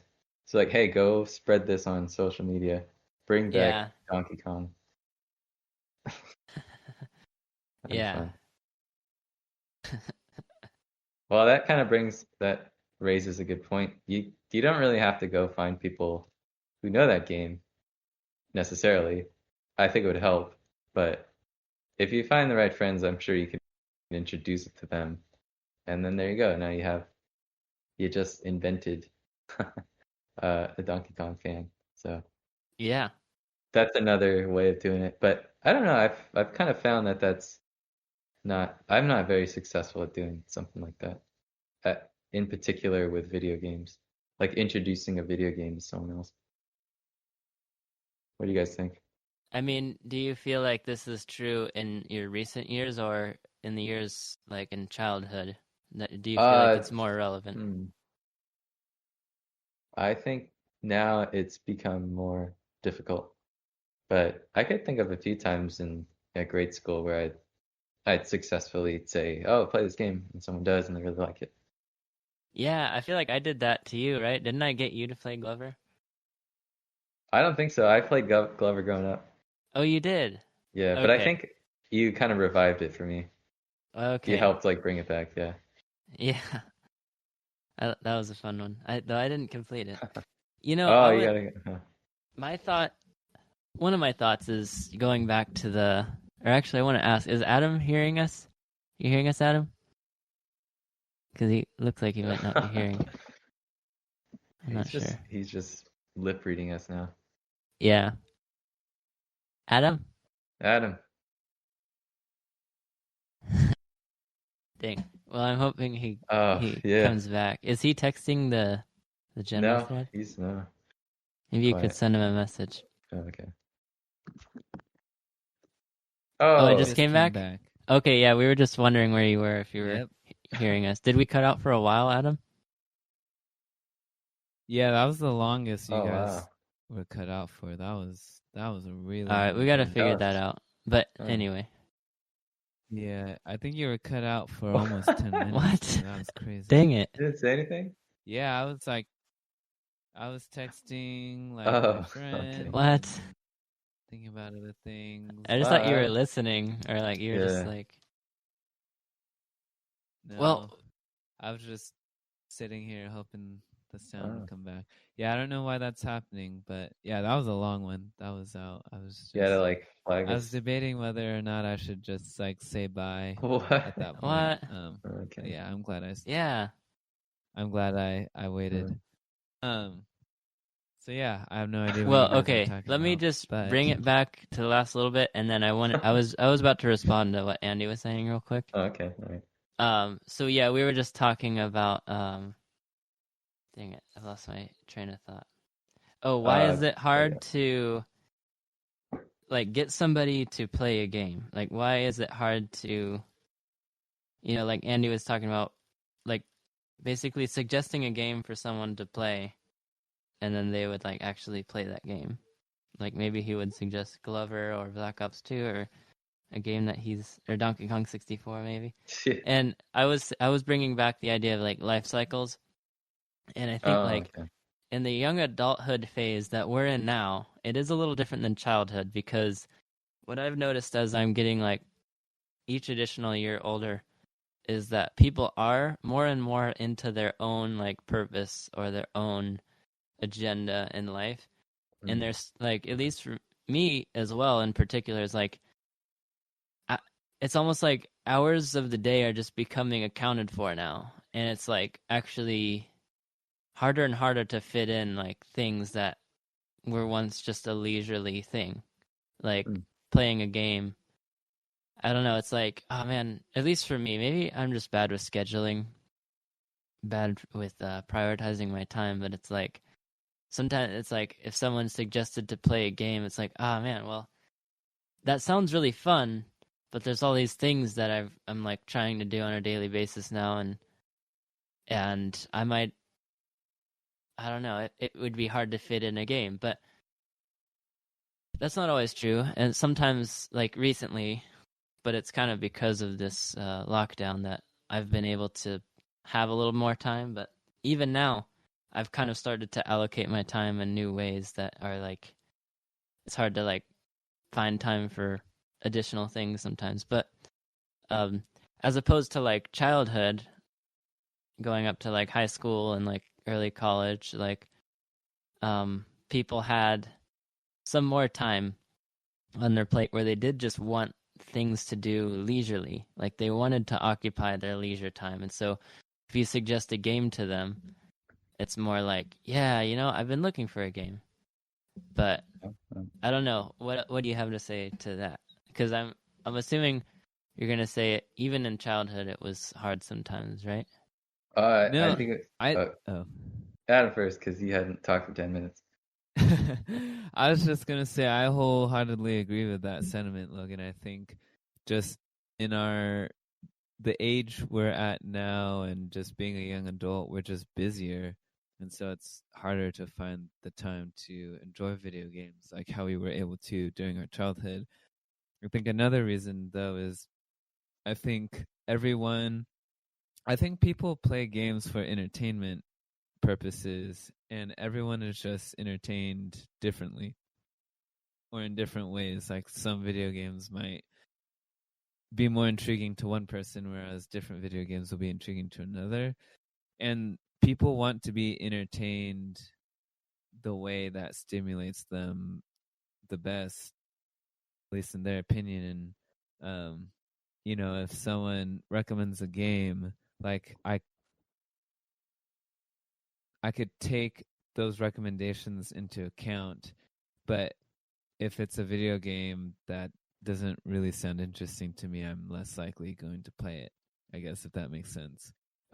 And especially now when you're older, when you don't have as much time, you're more likely to play games you feel that have more weight to you, have more value to you personally than other games that people might just be recommending.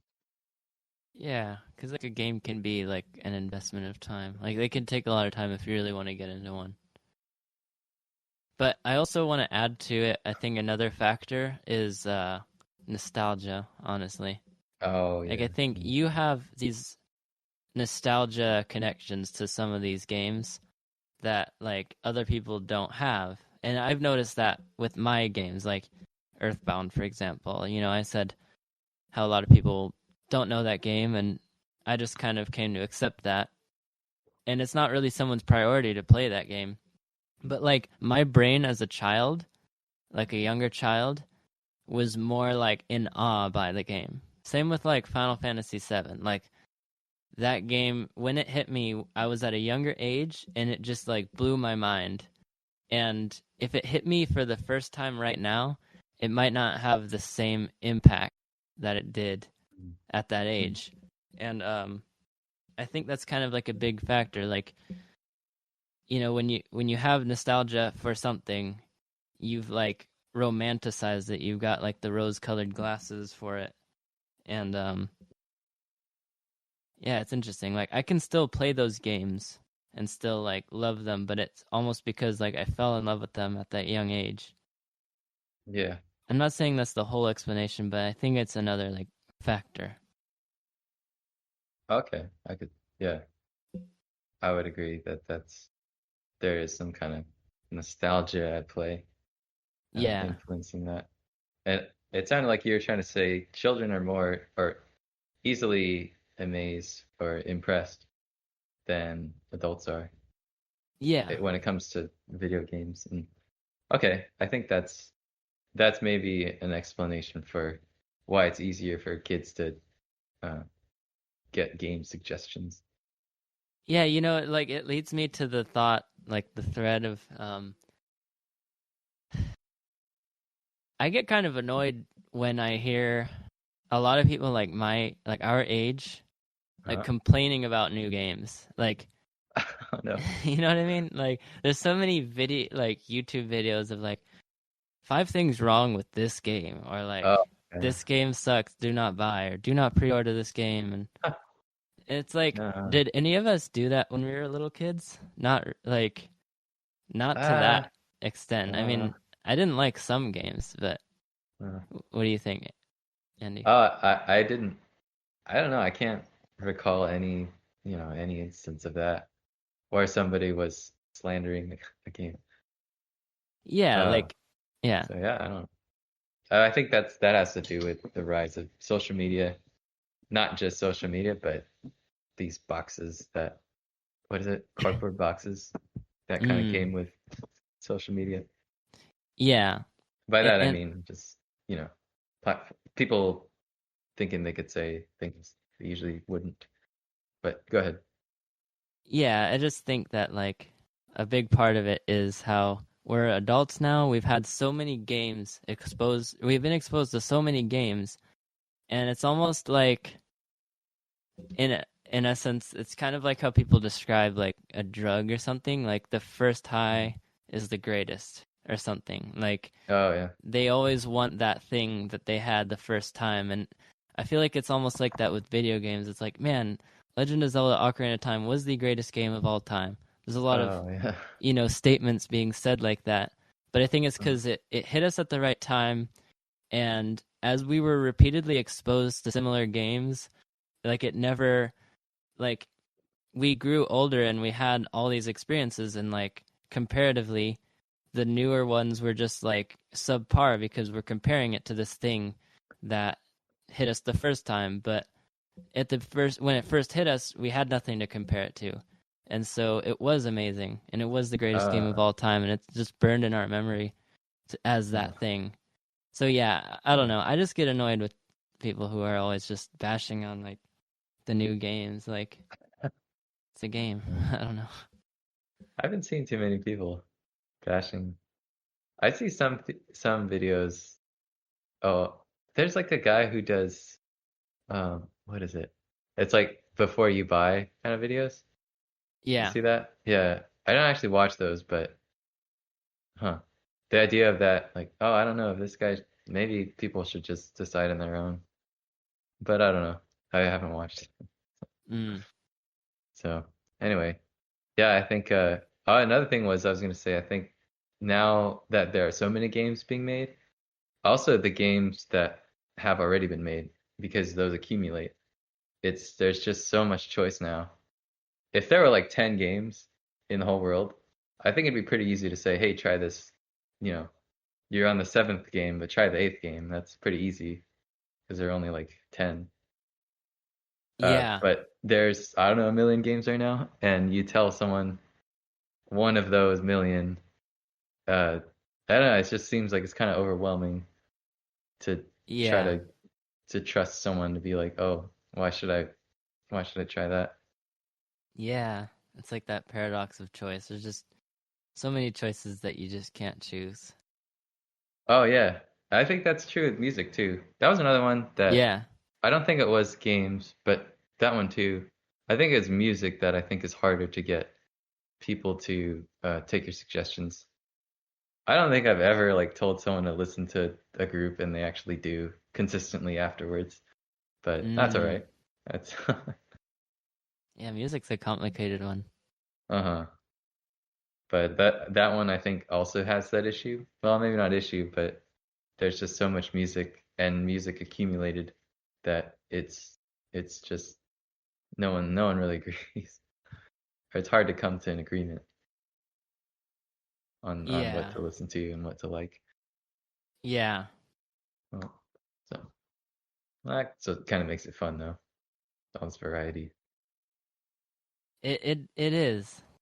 I think that is one of those things that like our generation is kind of an early generation in that like we're in a world now where everything is just totally saturated, whereas like when I talk to my parents they always say like, we didn't have many choices when we were kids. Like Oh yeah. we had these like, I don't know, 3 channels, and Yeah. you watched Looney Tunes because that's all you had, and like we only had these Uh, few like um bands, that so like everybody of that generation loves these bands. But now I'm thinking like with all the music we have at our age, like right at our fingertips on like, you get Spotify or even YouTube for free. You have access to pretty much everything. You don't have to really mm, invest in like a single album. And it's like, I feel like when we're getting older, we're not all gonna be super like connected with music because there's so many. And like oh yeah. we're not all liking the same thing like our Uh, like our elders. What do you think, Adam? Can you hear us? Are you just staring at the screen? Okay. No, I think that's a very interesting point, and I definitely agree. I think we're just there's just so many niche subgenres for everything, and there's pros and cons to that too. I think it's so cool to be living in this day and age where people have the freedom to explore so many different avenues of genres and subgenres of music or anything for that matter. There's so many subcultures for a lot of different mediums, and I just think it's so cool that we live in a day where all those opportunities to explore those options are available to us. But I think it does play an interesting role in our personal attachment to those specific things.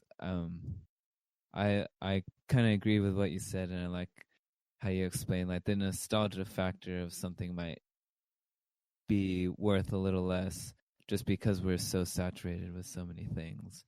But that's the concept I have thought about quite a lot, with how much availability there is to so many different subcultures and subgenres of things, and whether that impacts us negatively or positively.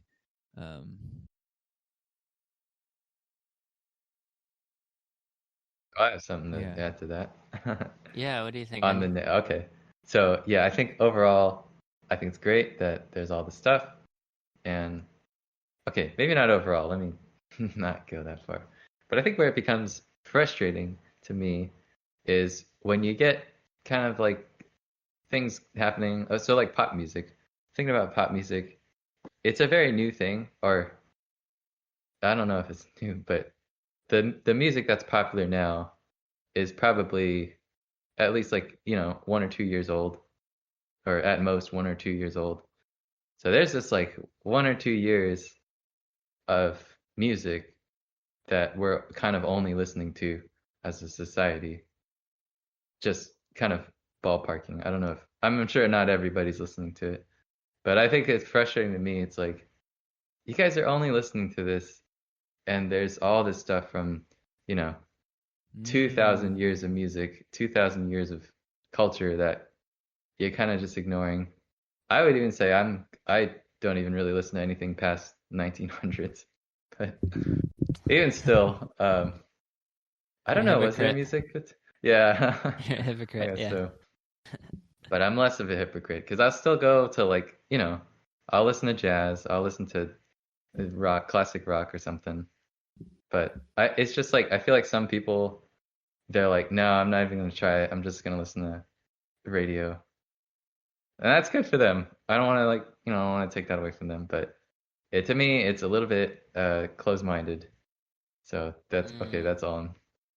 But Adam, in that way, I'm trying to say it's negative, isn't that it could lead to some close-mindedness. Kind of almost. No, I like that insight. Okay. That's an interesting outlook. All right. Yeah, I'm always worried I'll say something negative, and then I don't get a response from you guys, which makes me think, No. oh, you should. Okay. No, I think we're just digesting. Like I was digesting that too, and I've kind of got a thought process going here that I want to add to it. What you were just saying. It makes me think like, oh man, the breadth of like what I'm about to say is very broad, and I'm trying to think of like what to zero in on here. Okay. Generally, okay, what I'm thinking is like, to what extent is music about listening quality, and then to what extent is it cultural, fitting into the culture and taking part in culture? Like, like you're and I know you, and I know you appreciate music. Like, you've always been like in my opinion, you've always been a great musician, and I think you're always like doing these musical like doodles and stuff, and you're still adept at like playing music. even though you're like a programmer by day. Like I think you're a musician by night. Anyway, so like yeah, you're an appreciator of music, and you appreciate like musical quality. And I don't think that you, and I'm myself included in this, like I don't think that you or myself really care about like the culture as much as just the quality of the music. I never cared about rap, and that's a culturally very relevant genre of music. Okay. And I have my reasons, which I could explain, but maybe not now. And yeah, like pop music, it's like music becomes popular, and then everybody's listening to it. I think I heard a podcast. I think it was Hidden Brain. For those of you listening, if you're interested in this, check out Hidden Brain. There's an episode about this. I don't know what it would have been called, but it's like the more attention that something has, the more appealing it is, and then therefore the more attention it's going to get. So I think they even brought up... Is it like a snowball? It's a snowball effect. Oh, okay. I think it is. It's like I think they brought up like a study about just simply like people, walking around like New York or something, and one guy looks up, and how many people follow suit and look up. But if you start it with like 5 people looking up, then more people are going to follow suit and look up. And I think it's like that same thing. Like people are, for some reason, maybe it is like we're kind of like sheep. Like it's like, oh, look at that. For our generation in particular, and like even older ones, it's like that has that many hits on Spotify and YouTube. There's so many people listening to it. It must be like pretty good. So I'm going to listen to that. That's one thing, that doesn't, well, to an extent, I actually am kind of like that. Like if something has a big following, it's like, well, there might be some talent here, but yeah. You're not going to stop at that, or that won't be like your only reason for looking at something. Yeah, like I definitely appreciate certain creators that are very underfollowed, like, and I just find myself like wondering, why aren't they being followed more? There's so much talent here. Yeah. Like like how I kind of wanted to start that project of doing my own like videos of covering whatever song, every part of it. There's this guy called, for all of you listening, check out this guy on YouTube called Andre Kane. And he does not have very many subscribers, and his videos don't get many hits. But like the production value is like as high as anybody else, I think. And his musicianship is absolutely amazing at like covering these video game songs or anything. But like, he basically does what I want to do, where it's like you have all these camera angles all in one video, and you play every part of a song. Nice. And he's amazing. Say the name? Could you say the name of him again? Oh, Andre Kane or Andre Kane with a K. So ANDRE space KANE. Okay. And then you mentioned a book or a video or an article about the people looking up. So it's a podcast by NPR called Hidden Brain. It's actually a pretty good podcast all around. I like pretty much every episode of that. Writing these down. Oh, cool. So yeah, it's the one. There's probably a title that fits into what I was describing. I wish I had it on hand. But yeah, it's about how the more attention things get, the more attention they get. It's like the snowball effect. It might say something about pop music in the title or description. Okay. Yeah. But anyway, you're talking about Andre Kane. Yeah, Andre Kane. Anyway, going back to where we started is just like, I think a lot of people do just like follow what everybody else is looking at. Where's all the attention at right now? I want to join in on that. I want to jump on that bandwagon or whatever. Yeah. And I know you personally are not that kind of person. Okay. And I don't know. What do you have to say to that? Like, as far as like, why is pop music being listened to, and why are these better things not being heard? Oh, do you want to? It looked like you're gonna say something, Adam. Well, I was asking Andy, but Oh, if no. you have Okay. something Go too, ahead, Adam, yeah. Okay, I'll go first. I'll go first. Let's see it. Okay, I'll go first. Go for it. Yeah, it's I agree. I agree with the part that you said. I think certain people are drawn to the quality, the aesthetic. Um, I still don't know what the other reasons for liking certain music are. Cultural seems to work, yeah. That covers a lot, so I'd be okay agreeing with that. But yeah, I think there is some external thing to it that I don't know, and I don't think I'll ever know. But yeah, there's got to be more to it. And to me, it's just yeah, mostly it's just frustrating. And I think personally, because I like to tell people who usually stick to pop, I like to try to get them to try other things. I was trying to get one of my coworkers to listen to jazz, and I remember arguing with him, before quarantine, just like, oh, you gotta, listen for this, and you gotta, it's like pop doesn't have this in it, but jazz does. You gotta like train yourself to kind of listen for these things.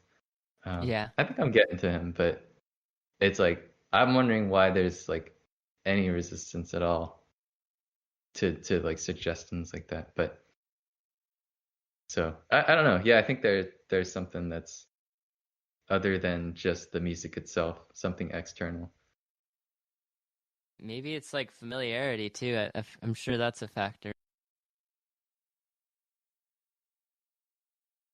You get acquainted with it, and it tends to be more appealing to you because of its familiarity.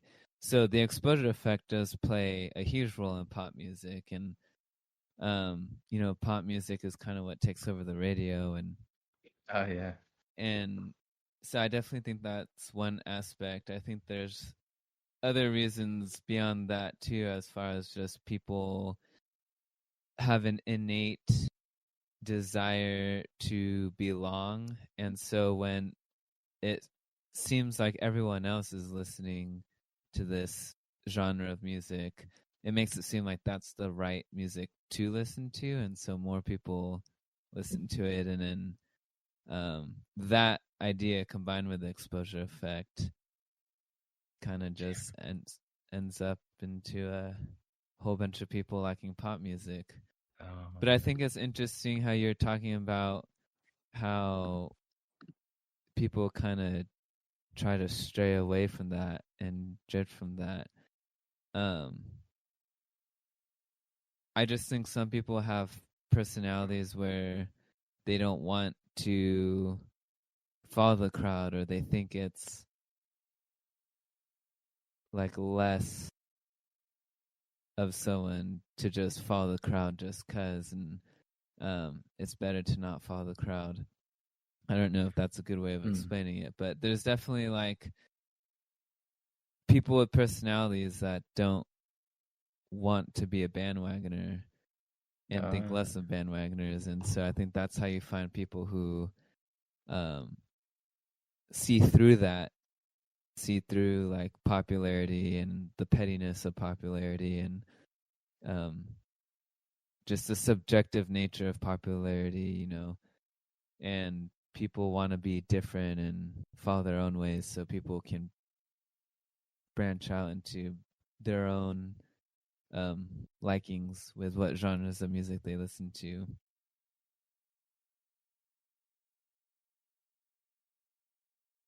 They're like the rebels. I feel like I have more to expand on that topic, but I can't. Oh no! What else to say? Is it getting late for you? Is that why? I'm getting tired, guys. I have to admit,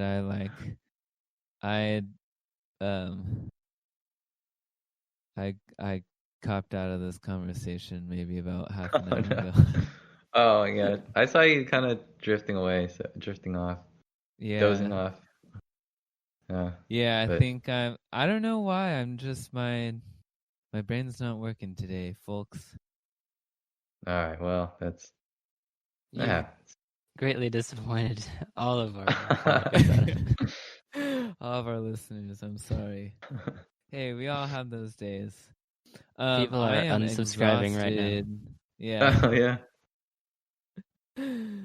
Yeah. I am exhausted. I still haven't eaten dinner yet. Oh my yeah. gosh. And yeah. Okay. So sweet. Yeah. Okay. Well, you guys, I don't want to hinder your guys' zone. So you guys keep talking. Don't mind me. I'll be around. Okay. All right. All right. See you, Take care, Adam. you guys. All right. Um. Well, now that he's gone. Okay. Not really. Yeah. So, where were we? So I just want to say we could wrap up like kind of soon. Just see if we Okay. like finish up any loose ends and whatnot. Sure. Where were we? We were talking about music Okay. and Yeah. why Pop. people listen to their music and pop. Oh, that's right. Yeah. Yeah. Radio. Adam was saying radio, I think. But I don't know. I mean, radio is not really a thing in the year 2020. Is it? Do people listen to radio? Well, I think radio has a different form. Oh yeah. What do you mean by radio? Like FM radio? Yeah, like car radio. You have a radio boombox that you just have. I don't know. I think it is a thing. But yeah, I don't know how many people listen to that right now. A lot of people listen to like Spotify. Right. Oh, there's like a radio feature on Spotify, I think. Yeah. I don't know if that's the same as what car radios do, but that was one thing I think helped get exposure to certain songs. And they'd always play the same songs. I noticed. It'd be like the same 30 songs for that particular year. Yeah, so like Adam was saying, it's that I don't remember what he said. It's just like repetition. Yeah. Repeating the same thing. Mm-hmm. So yeah, that's. I think I don't want to. Oh, yeah. Go ahead. Sorry, I do think that is a big contributing factor in the whole thing. Yeah, like all these people are being like made to listen to the same thing over and over, and like for a long time, all you really did have was like FM radio, like for the last like many decades, or a few decades. So a lot of people are kind of made to listen to the same thing, and then you go to a store and it's playing there and it's playing all these places, and then that creates the familiarity, because like oftentimes, like I think a lot of us are familiar with this phenomenon of not liking a song at first, but then after 5 times you're like almost singing along with it, or whatnot. Like you didn't like it right away, and so a lot of people are on that same page, and then like there's this thing that all these songs that conform to, and I think that's still kind of there, but yeah, now it's like FM radio is kind of like less relevant to a lot of us, because like for me, for example, I rarely listen to that. I'm pretty much in my car. If there's sound, it's pretty much Bluetooth from my phone, which is getting information from like either podcasts or like Spotify or maybe YouTube, but it's kind of like whatever I want.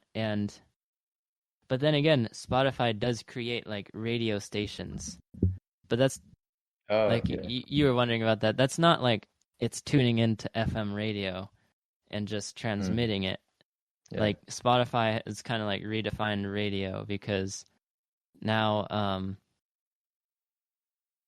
if you can go to like, I like Elton John, and you can go to that artist and you can say, go to Elton John radio. And that's basically anything that's like connected to Elton John, Okay, yeah. So it's not really their choice, or they don't really have too much of a choice. Yeah, I don't actually know. It would be it would be interesting to look into that more, but like it does seem like an automatically decided thing by like a computer. Like a computer's just compiling everything. Where it's like in FM radio you have the radio station which is making choices to play certain discs and then that gets broadcasted. Whereas Spotify, like it's a artificial intelligence maybe that's like figuring out what is similar to what and then what people might like. So that's kind of an advancement there. And things do come to the front page of like your Spotify app, and then if you're interested in like you have like today's picks or this was tailored to you, then you might listen to those things. Which is man. I wonder how many people click on that kind of stuff. Do you click on that stuff? I do sometimes. I don't all the time. I don't. Yeah, it's not super often, but do you? No, I seem to not trust. Like a lot of times, I think Apple Music, it's like, oh, here are our picks for you, and we think you'll like this. I usually reject most of that, and I'll just go straight to my usual stuff. Yeah. So maybe I'm being a little bit stubborn and not trying. Oh, I think it's just I think I know what they're gonna recommend. Yeah. And it's usually maybe it's something I've heard before or something I know I won't like, but I don't know. Maybe I should be more open to that.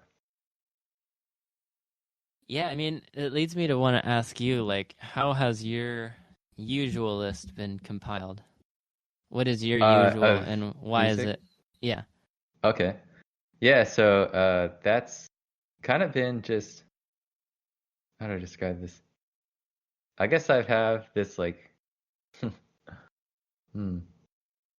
I can visualize it in my head that, well, I have this like set of songs that have kind of like survived over the years, and I'll always be like adding to it, and a lot of times like I'll add something and then it gets taken off pretty quickly. Well, I guess this is true with anybody, is you have this kind of set of, but for me, I feel like I've kind of like 90% of it is just this solid set of songs that I really like, and I think they're listenable for really like years to come.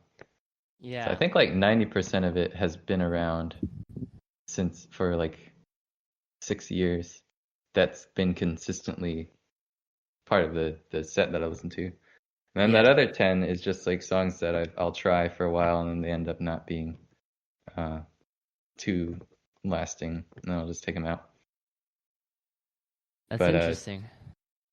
Do you is that kind of how you do it, or what? How does that go for you? I can relate to that a lot because okay, but it's like kind of shifting, but it's kind of the same. It's like, okay, when I would say I haven't always been a person to listen to as much music as a lot of people around me. Like, I tend to listen to other things, but music is definitely a part of my life, and I do have music that I really like.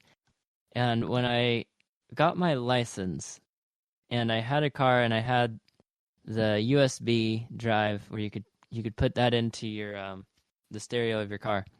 That's when I started kind of really tailoring what my core set was. And it was comprised of a lot of things that I just liked over the years, from like parents and things I've seen on like TV or just friends sometimes. But it's a very kind of random set of music, honestly. Oh yeah. And I did kind of experience that where it's like, man, I kind of want to start expanding this. And a lot of times things would just be like, it's not really hitting me like the way the other things do, and I just don't really want to listen to it. Okay. And it's like over the years I've become more and more like choosy. But then when I subscribed to Spotify, I made that decision like 2 years ago. And I'm just like, you know what? I think this is a worthy thing to do. my consumption of music has been different. I feel like it's almost less. Like I just don't even listen to music as often as I used to. But you know, it just leads me to this thought that I've had about Spotify and Netflix, where it's like, now that I'm the one making all the choices, I don't always like know what to choose. Oh, yeah. And that's just a weird thing. Like, you know, you used to have the radio, and that would just put things in your ears, and you're like, whatever, that's fine. It's music. It's, and then there's so many different like things I could expand on here, but it's like, yeah, why do we listen to music? Is it just because it distracts us from our day-to-day thoughts and like the inner chatter of our mind, or is it because it's quality? And that, but anyway, I also think about like TV. Like, I used to watch TV a lot when I was a kid with like my parents and or just in my room before bed, and I would really be interested in things, but I didn't really. The only choice I made was what channel am I on, and the things that would play would just typically like interest me. I wouldn't have sought them, but they came to me and I liked them. And now that we don't have like cable and we just kind of have Netflix and we have YouTube and random streaming things, it's like we have to make all the decisions now, and I make less decisions. Like I often just am like, I don't know what to watch. I'm not really interested in anything now. So yeah, that's just weird. Like, yeah, I think. Well, I'm wondering that maybe that's what the stuff, and Netflix does this too. It's like they'll recommend stuff for you to watch or stuff for you to listen to. You ever see like YouTube's like today's trending or today's picks kind of stuff? Yeah.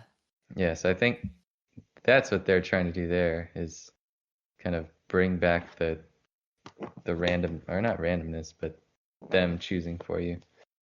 Mm-hmm. I'm thinking there's some kind of human desire to not have full control over your life, I guess. But I think like people kind of like that, having, maybe that's why pop's such a thing, is like they kind of take the work out of finding good music or popular music, so you just kind of go along with the trends. You're not in control, but I think people like not being in control at a subconscious level. So that could be an explanation for that. Yeah. Possibly. That's a good point. Yeah, it's like I do feel like I have noticed that it's kind of nice to not try to be in control of everything. Yeah. Just because but man, it's weird. Because a lot of the advancement of humanity and technology has been almost towards the idea of being in control of everything. Oh, really? You don't think? What? Give me an example. Maybe I'm thinking of the wrong stuff. I'm thinking in a very general sense here. I'm thinking. Well, I guess something like a Apple Watch or like Google Glass. With those kind of, yeah, I guess those are kind of controlling your, I don't know, what are they controlling? I'll expand on it. So it's like, yeah, okay. Thinking about actually just very long ago to now. Like, okay, I don't have the ability to get from point A to point B. I have to like walk, which takes a lot of energy, and I have to, use resources to be able to do that. And then humans like invent cars, and then that like puts them in control of their environment a bit more. And then, creating, shelters. Shelters have become more and more advanced, where they were just like huts at one point, but now they're like these things that with like sharp angles, and they keep the outside, keep the inside very secure. They control the temperature of the inside. They control who comes in and comes out. They control all these things. Then like, yeah, computers and the internet. Yeah. Okay, I see what you're.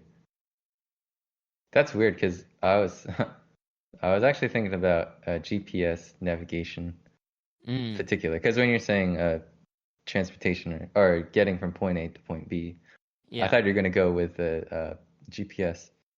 But see, what I was thinking was like GPS kind of takes the control, your control, or I guess your familiarity with navigating, and it kind of puts that control into the robot, into the GPS, the navigator.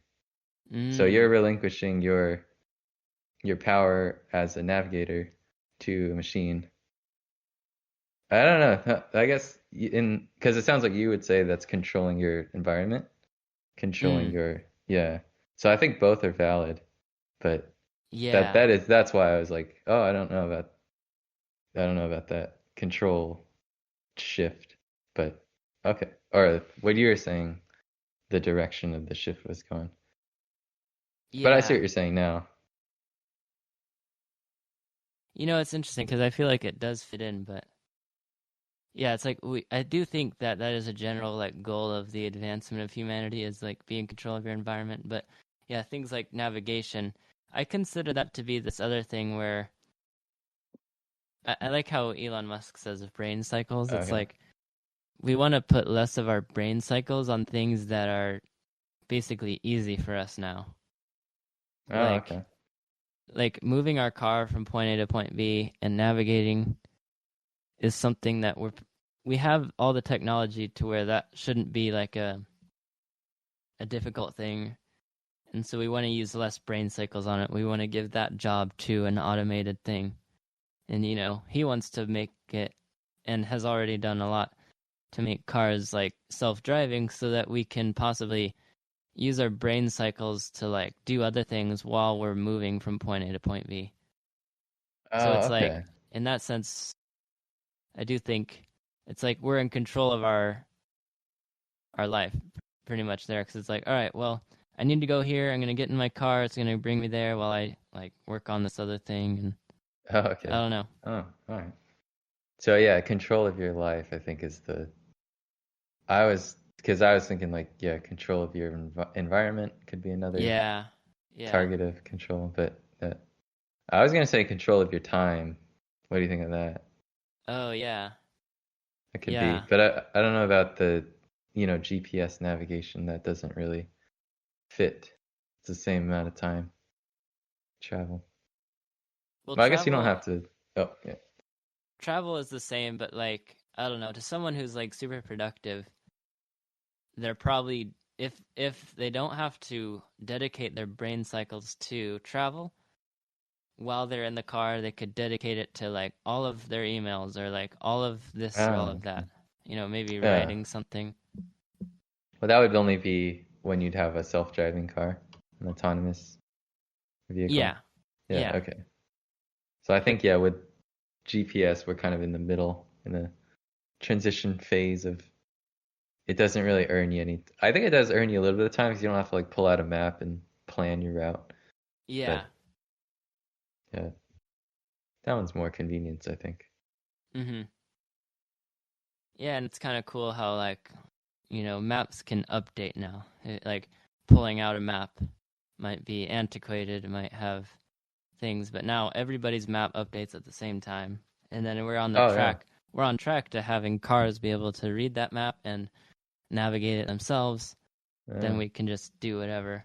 But I think, maybe it is about being in control of our time because time is like the most valuable resource, and that's the only thing we can't like make more of. So we want to be able to make the best of it, which is All right. Yeah. So then, I'm gonna go through probably later and think about what technology is achieving that. Yeah. I always, well, not always, but I look at a lot of technology and I think like, I don't think this is really getting us anywhere. It's kind of just gimmicky, or just to sell as much as you can. Like phones, I mean, there's a lot about phones that I don't get. The camera thing, I'll leave that for another day. I was buying a new phone and they were just obsessed with cameras. It's weird. I didn't get it, but that That one, I don't know how you could spin that one. Okay, yeah. Tell me how that one gives you any control of more control of anything else. Oh, that's a good one. I don't really know. It's like, uh, how do I fit that in? I feel like Maybe it's okay. it has to do with, we want to be able to send images of our environment and a small package. Why is that important? Why does that matter? I mean, why? But like everything is always becoming like higher resolution and more detailed. Like, I don't get. There's some importance to that, but maybe it's like sometimes I feel like technologies are developing and they don't even have a conceived purpose yet. But like Oh, okay. by the time that we need it, it'll be there. Like having all of the information able to be photographed on like an incredibly tiny camera. Like Oh, that I might be see. really important someday when we have a technology that like needs it in 20 years, and then we're like, well, Hmm. we're already there because we've been developing them for smartphones. But yeah, I don't think it matters that much on a smartphone. Like that is kind of one of those things that like it's just like for the consumer, it's just like to sell. Right. I mean, I do like it appeals to me when my camera is like better than it used to be. Like this camera right here is actually my smartphone camera that I've got set up to my Oh yeah. computer, Right. and it's better than my webcam. And it's I don't know. I think it's pretty like detailed, and it can actually do better than it's showing right here. I have it set to like 720p just because Oh of yeah. internet transmission. Yeah, Dang. but uh yeah, I think that is just one of those things, maybe just for the point of like Yeah. selling. Yeah. I mean, I get it. You gotta compete with other products.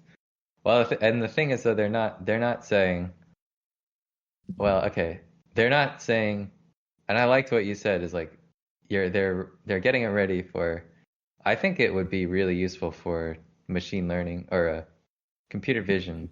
I can imagine higher resolution being used for that kind of stuff, and Yeah. probably augmented reality. I think it helps, but Mm, yeah. they're not really advertising that kind of stuff. They're just saying, oh, you can now take selfies underwater, or you can do all that kind of stuff like slow motion, whatever.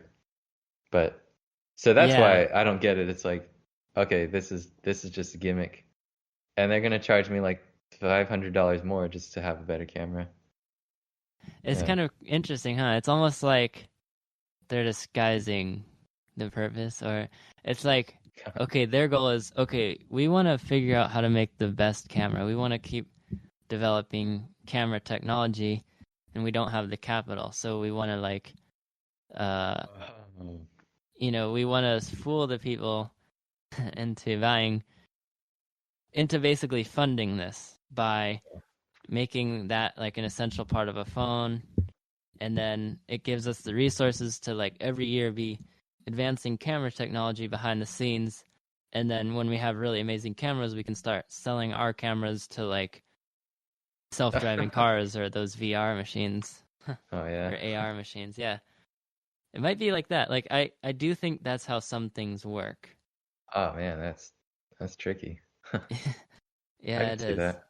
But I think as the consumer, it's not incredibly essential. Like people were pretty happy with like disposable cameras, I think, like back in the Oh day. yeah. Huh.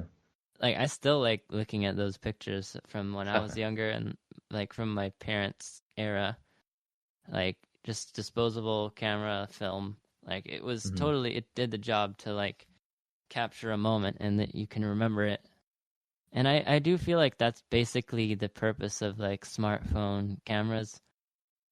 Um So like they don't need to be incredibly detailed, but why not, I guess? Because Oh yeah, yeah. smartphones they're not new anymore. They're like the incremental change every year is like less and less, I think. So they just need something. Oh, and the yeah. Yeah, it's It's something that people like, that's for sure. Yeah. Nicer cameras. But okay. I don't know. I'm not really into the camera thing, so I'm kind of an outsider. I'll admit that. But I it's like I bought this phone. So I bought this phone that's basically the equivalent of do you know iPhones? I definitely do know an Okay, iPhone. so Yeah. well, like do you keep up with the like different product lines? I actually do. Yeah. I'm Oh, kind of okay. interested in it, so I follow like MKBHD and these people who review them. Oh, okay. Yeah. I don't know who that is, but that's some like reviewer that does Yeah. stuff. Oh, okay. Yeah, so they came out with iPhone 11, I think this year, maybe last year. And it's like I think it's like $900 or something. Pretty expensive. But it has Yeah. like an amazing camera. I think it's the three lens camera that interpolates or whatever. But that was last year. This year they came out with iPhone SE, the Ah. 2020. Yeah. And Yeah. to me, it seems like the same phone, but with a worse camera, and it doesn't have some of the same like sign-in security features. Like this one just has a Touch ID thing instead of a Face ID. Oh, yeah. Yeah. But it's $500 less than the other one. For like Mm. the difference is the camera and maybe the security thing. But even if the security thing costs them like $100, it's still different by $400. The camera is they're saying that the camera costs them $400. So I feel like I got such a steal because I didn't care about a camera, getting a nice camera. So I just saved $500 in exchange for worse pictures, I guess. But this camera is actually I'm fine with it. It's pretty impressive so far. And you've got the phone right now?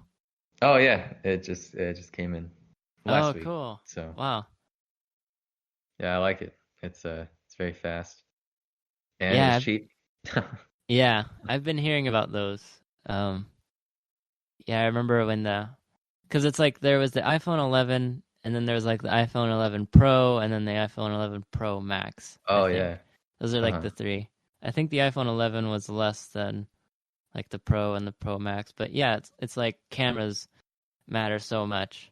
I guess a lot of people do think like the iPhone camera is the best like phone camera, and but then yeah, then you can go into how iPhone is like a status symbol, but now that you Oh have yeah. the SE, you still people will still see that you have an iPhone, but it is less money.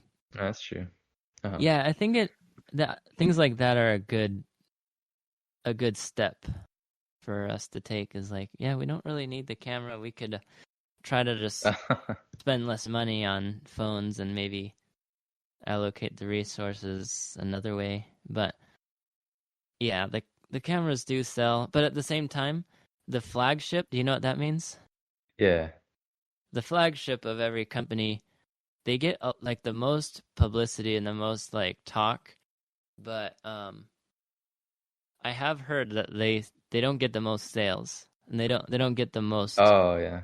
like at this point it is kind of being realized that you don't need to spend as much money on a smartphone, and you can get like their mid level thing that has less camera but like similar processing, and or you Yeah. can get the flagship from like a year or two ago and it's better than all like a lot of those. Yeah. And a flagship pretty much halves in price every year. So Oh like the yeah. one that I have is from 2018. It's a Pixel 3 XL. Now they're on like the 4 XL, maybe nearing the 5. Oh. Mhm. And yeah, the price has halved like twice. So it was, I think it was like, what was it maybe around 1,000? Then it was like 500. Then it was like 200 or something like that. Oh. So, but it's still like just as good of a camera or a phone as it was then. Yeah. So, Yeah, it's that's kind of I think a lot of people will recommend that. It's just kind of go a generation back. Even with cars, sounds like that's what they say is just don't buy the newest. Yeah. unless you really want to be that person and have the car as soon as it's. I guess they even let you buy cars. Like you could buy a 2021 car this year. Oh, yeah. So that's probably some kind of like marketing gimmick just to be like, oh, I get the car before the year. But that kind of thing, it's like there are always going to be people who really want the newest. And I think Apple, they maybe shouldn't have done this because now people know that they can make cheaper phones. Mm-hmm. But I think they had a lot of leverage in being like, oh, you want our phone, you have to get this really expensive one, or Yeah. else you can't have our phone. But I kind of cheated them, and I have this cheaper phone, but it's still an iPhone. And I get dark theme. I mean, that's not a deal breaker, but that was kind of Oh. cool to see. Is like you get the latest features, dark theme being one of them, on this Mm-hmm. phone that's half the price. How is it? I So, was sorry, okay. how is the processing of it? Yeah, it's the same processor as the iPhone 11. Wow. Okay. So I mean, it's like kind of the same. I was wrong though, and I should correct myself. The iPhone 11, at least where I'm looking, doesn't cost $900. That's $699. Okay. So uh, the difference was $300, but still, even if the security features were, $100, it'd be a difference. It'd be a camera that costs $200 more. So that's Yeah. what I was trying to point out. So It's interesting seeing how they transition because it's like, I don't know. Not too long ago, smartphones were just a new technology that just kind of blew everybody away and like everybody got super excited about. And it's almost like we're trying to hold on to that and like oh yeah, keep the same hype up every year.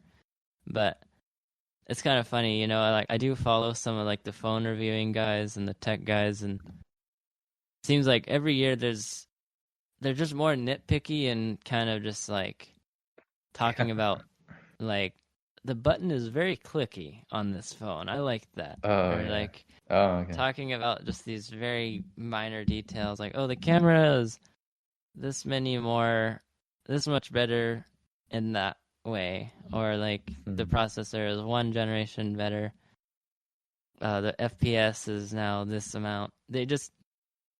It's less like exciting because the technology is there. Like we have cool smartphones, and I feel like I don't know, we just haven't really moved on to like the next thing. Yeah, it's do you think we're moving too fast? We're releasing products too quickly? Um, hmm, releasing products too quickly. Um, not. What do you mean by that? How? I mean, they'll have, they'll do, I think iPhone does one or two new phones every year. Oh yeah, So, or like Samsung, I think does one every year.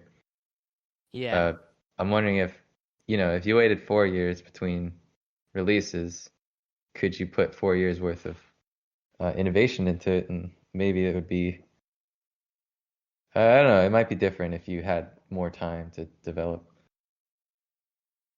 Maybe that's what it is. Maybe it's like, you release a thing that's too expensive, like once or twice a year, and then you get all of your capital to keep working on it, and you make these smaller advancements versus like if you did it for 4 years, you'd be investing all this money, and then by the time you hit 4 years, the thing that you thought people wanted isn't the thing that people wanted.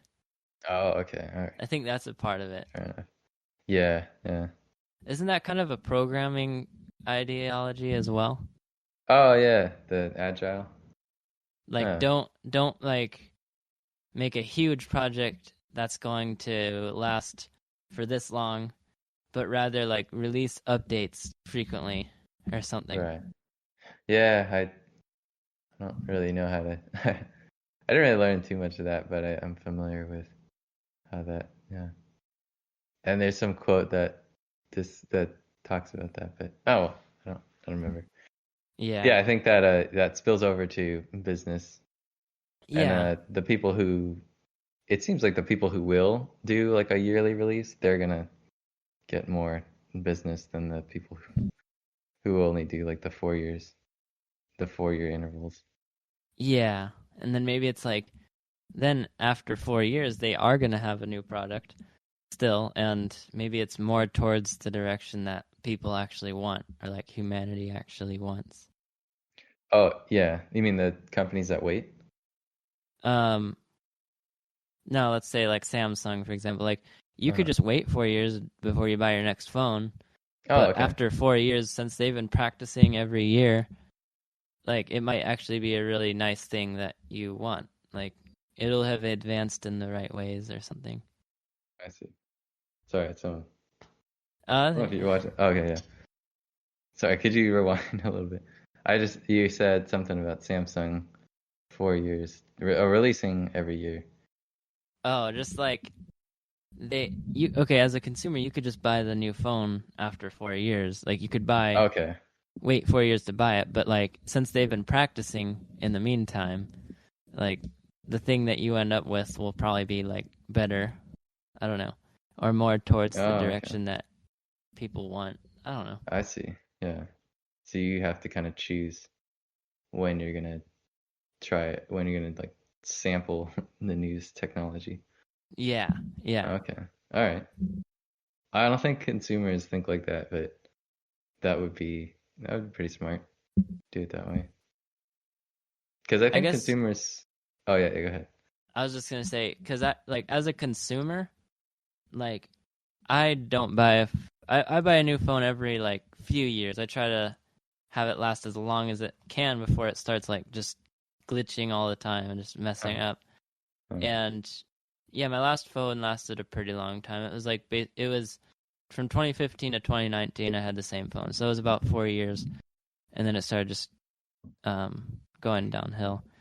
So I guess as the consumer, I just trusted that the company I bought it from would be pretty good now that I'm like in the market for a new phone, because they've Oh, been releasing one every year and getting feedback and sales and all that. Like, yeah. I feel like I trusted that like the Pixel lineup was gonna be pretty trustworthy, and Oh, like okay. I could buy one. Yeah.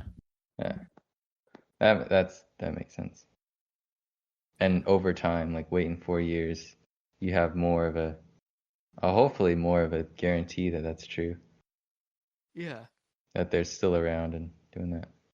So Hmm.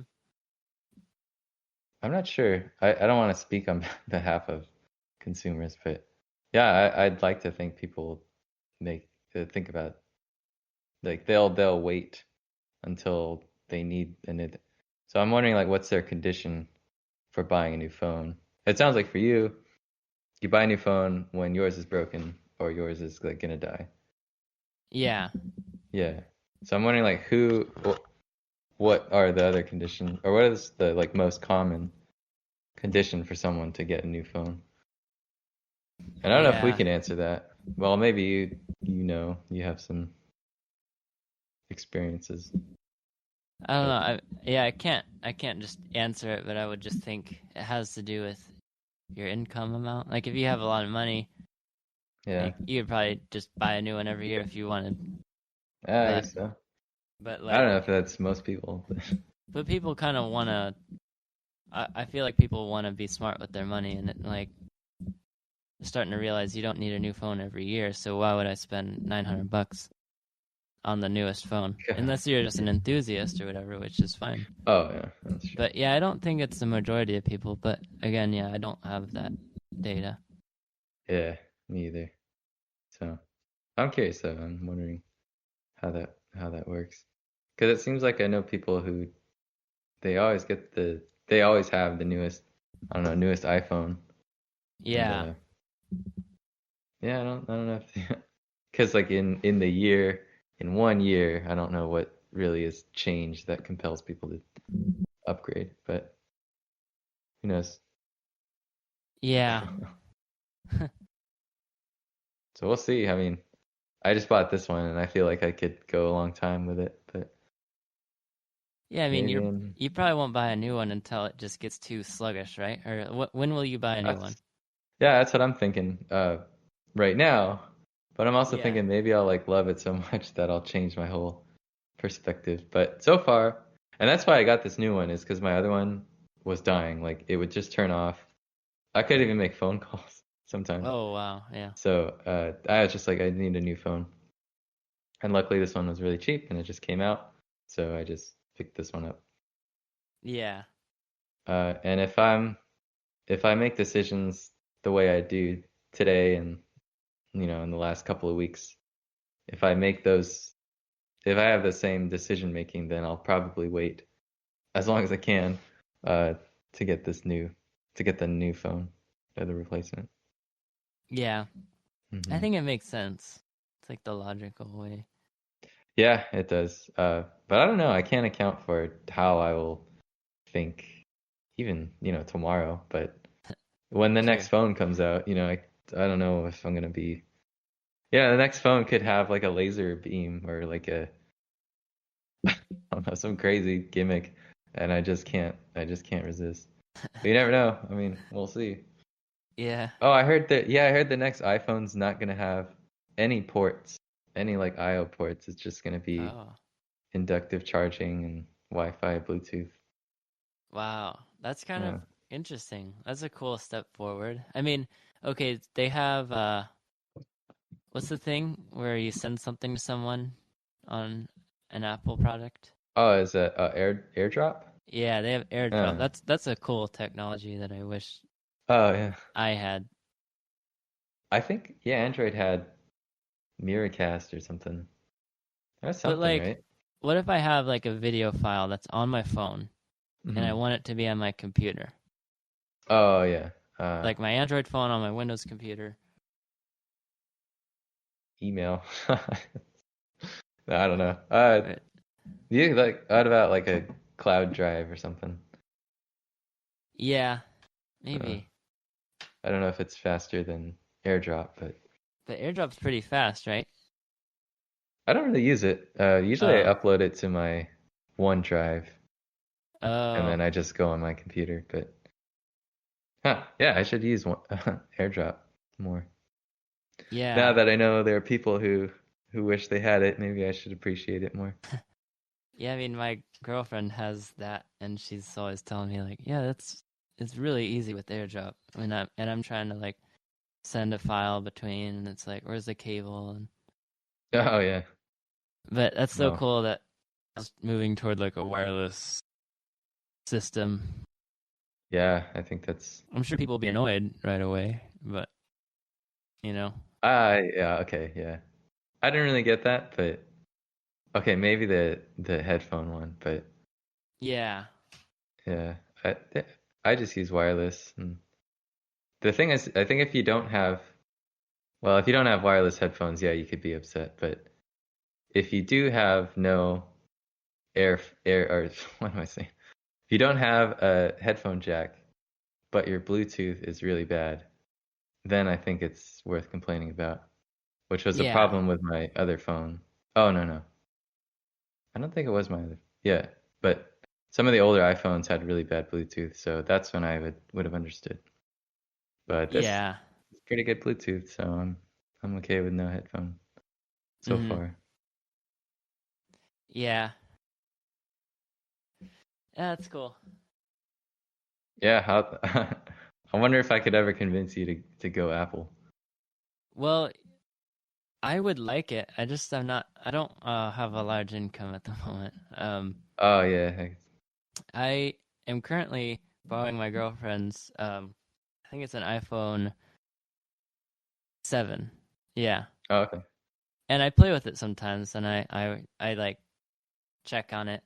The reason Oh I yeah. always go to my Pixels because it is like a couple years newer, Yeah. the Pixel 3 XL, and it's way faster and all that, but it's only Oh because yeah. it's newer. If I had Mhm. a brand new iPhone, I would be happy to use that a lot as well. Nice. Um, Yeah. I do think that if I had like a lot of money right Mhm. now and I had to put it towards tech, I would actually really like to try like the Apple way of things. I'm not Yeah. opposed to that. Yeah, because I know it seems like things just work and you don't have to worry about bugs as much. I don't know if I'm right about that, but like that's kind of true, right? You don't have to worry Yeah. about glitches and things just randomly not working. Yeah, me personally, I would always hear people say that, and I'm like, oh, okay, that's you know, that's just expected. So what's the big deal? But it's very true. Like it doesn't glitch as much as like when I had an Android, I would always be worrying about things like stuttering or freezing and just Yeah. being weird. So I haven't really had to worry about that. So it's true what they say. Yeah, so like I would like to try having like a MacBook Pro and the newest iPhone. If I could, I would like that. Yeah, it's But I just kind of make do with what I have, and mhm. you know, like I feel like with Windows and Android, like you can find incrementally different priced things, whereas I guess you kind of can with Apple too, but generally you kind of have to spend a premium to get the premium device. Oh yeah. Yeah, they really get you there. But Yeah. it's I'll say like it's a bullet worth biting if you go to the Yeah. phrase of yeah, so you just get once you're in, then you're set. I don't know if you Yeah. well, someone that I won't say who, but they were they were trying to like convince me to get an Apple, to get a MacBook. And I think Uh-huh. they said, "Oh yeah, I had my MacBook since freshman year or something." And they Oh. used their MacBook for I don't know, 7 years. So Yeah. it'll get you that though. That's just longer than I've ever had a Windows computer. So That's true. Yeah. that was pretty convincing. Is how reliable they are. Yeah, that really does appeal to me as well. Yeah. So it's kind of I guess the way you can think of it is you're spending maybe the same amount, but it's all upfront, and then you Mhm. get your 7 years. But yeah, otherwise you can get well all the Windows laptops I've bought like one every year or so, and it Oh, was probably more expensive than getting a Mac, just one Mac. I get that. Yeah. Yeah. So I don't know. I'm just trying to justify the cost for you, but No, I get it. Yeah, I get it, and I would like it. all right, Yeah, cool. it's Well, probably a bullet I'll bite at some point, honestly. okay. Yeah. I do think it helps with software development or with at least CS, Mhm. being in school with CS. But uh, yeah, I guess something to look forward to. Yeah. Maybe Christmas or something. Christmas present. I don't know. Yeah. Yeah. But yeah, they make good stuff. Mm. I feel like a fanboy. I feel like the Apple fanboy I always made fun of. Yeah, I mean, because But you came from Windows, so and you're still a new Apple guy, like less than a year, uh right? yeah, I think about 6 months of using Apple stuff, Apple That's products. it. Yeah. So for those of you Yeah. listening, Andy has not Oh yeah. I'm a always been an fresh Apple new. guy. Yeah. Yeah. Oh, I still use Windows though. I don't use Android. That's one thing that I don't think I'll be returning to. But Oh. yeah, I mean Windows I still think can do a lot more that Mac can ever do. So I don't Yeah. know. They're coming out with some Mac desktops, but yeah, I just wanted I'm trying to embrace every one of these companies. Yeah, that's You good. know, I think as a developer, I think that's important as well. yeah, it's coming handy to have just a Mac lying around for Unity stuff. Yeah. Yeah. So yeah, but everything's on the cloud now, so I don't think you need. Well, if you're doing, there are certain things you could just do on a cloud or whatever. But that Hmm. was one thing I was learning about this week is cloud services. Oh, Pretty really? cool stuff. Yeah, I feel so overwhelmed, but everybody talks about. I went to this thing at work, and everybody was saying they just kept talking about DevOps pipelines. Like Oh, everybody was saying that containerization. Like those have been just what is the phrase? Burned into my memory. But yeah, everybody was talking about it, and I still never asked anyone because I kind of felt like, I was a little too far behind to ask. oh Like, yeah, what is just, I'll look stupid for asking. But yeah, DevOps, I'm kind of getting into that, but that's still a new thing that I'm learning about. yeah. But yeah, I don't know if you like talking CS, but yeah, I mean, it'd be kind of fun to talk to someone about all this. Yeah, I do like talking it. Well, but the thing is, I just don't speak the language well enough yet Oh yeah, I think at this point. that's understandable. I am interested and fascinated by it, but like, and I even follow certain tech YouTubers and like listen to them, but when they get nice. into the nitty-gritty, I don't understand a lot of things anymore. So Yeah, a lot of it's just jargon. So yeah. it's like DevOps pipeline. I had to go look up what that meant, Oh, but that yeah. means like a certain thing. And yeah, I like to.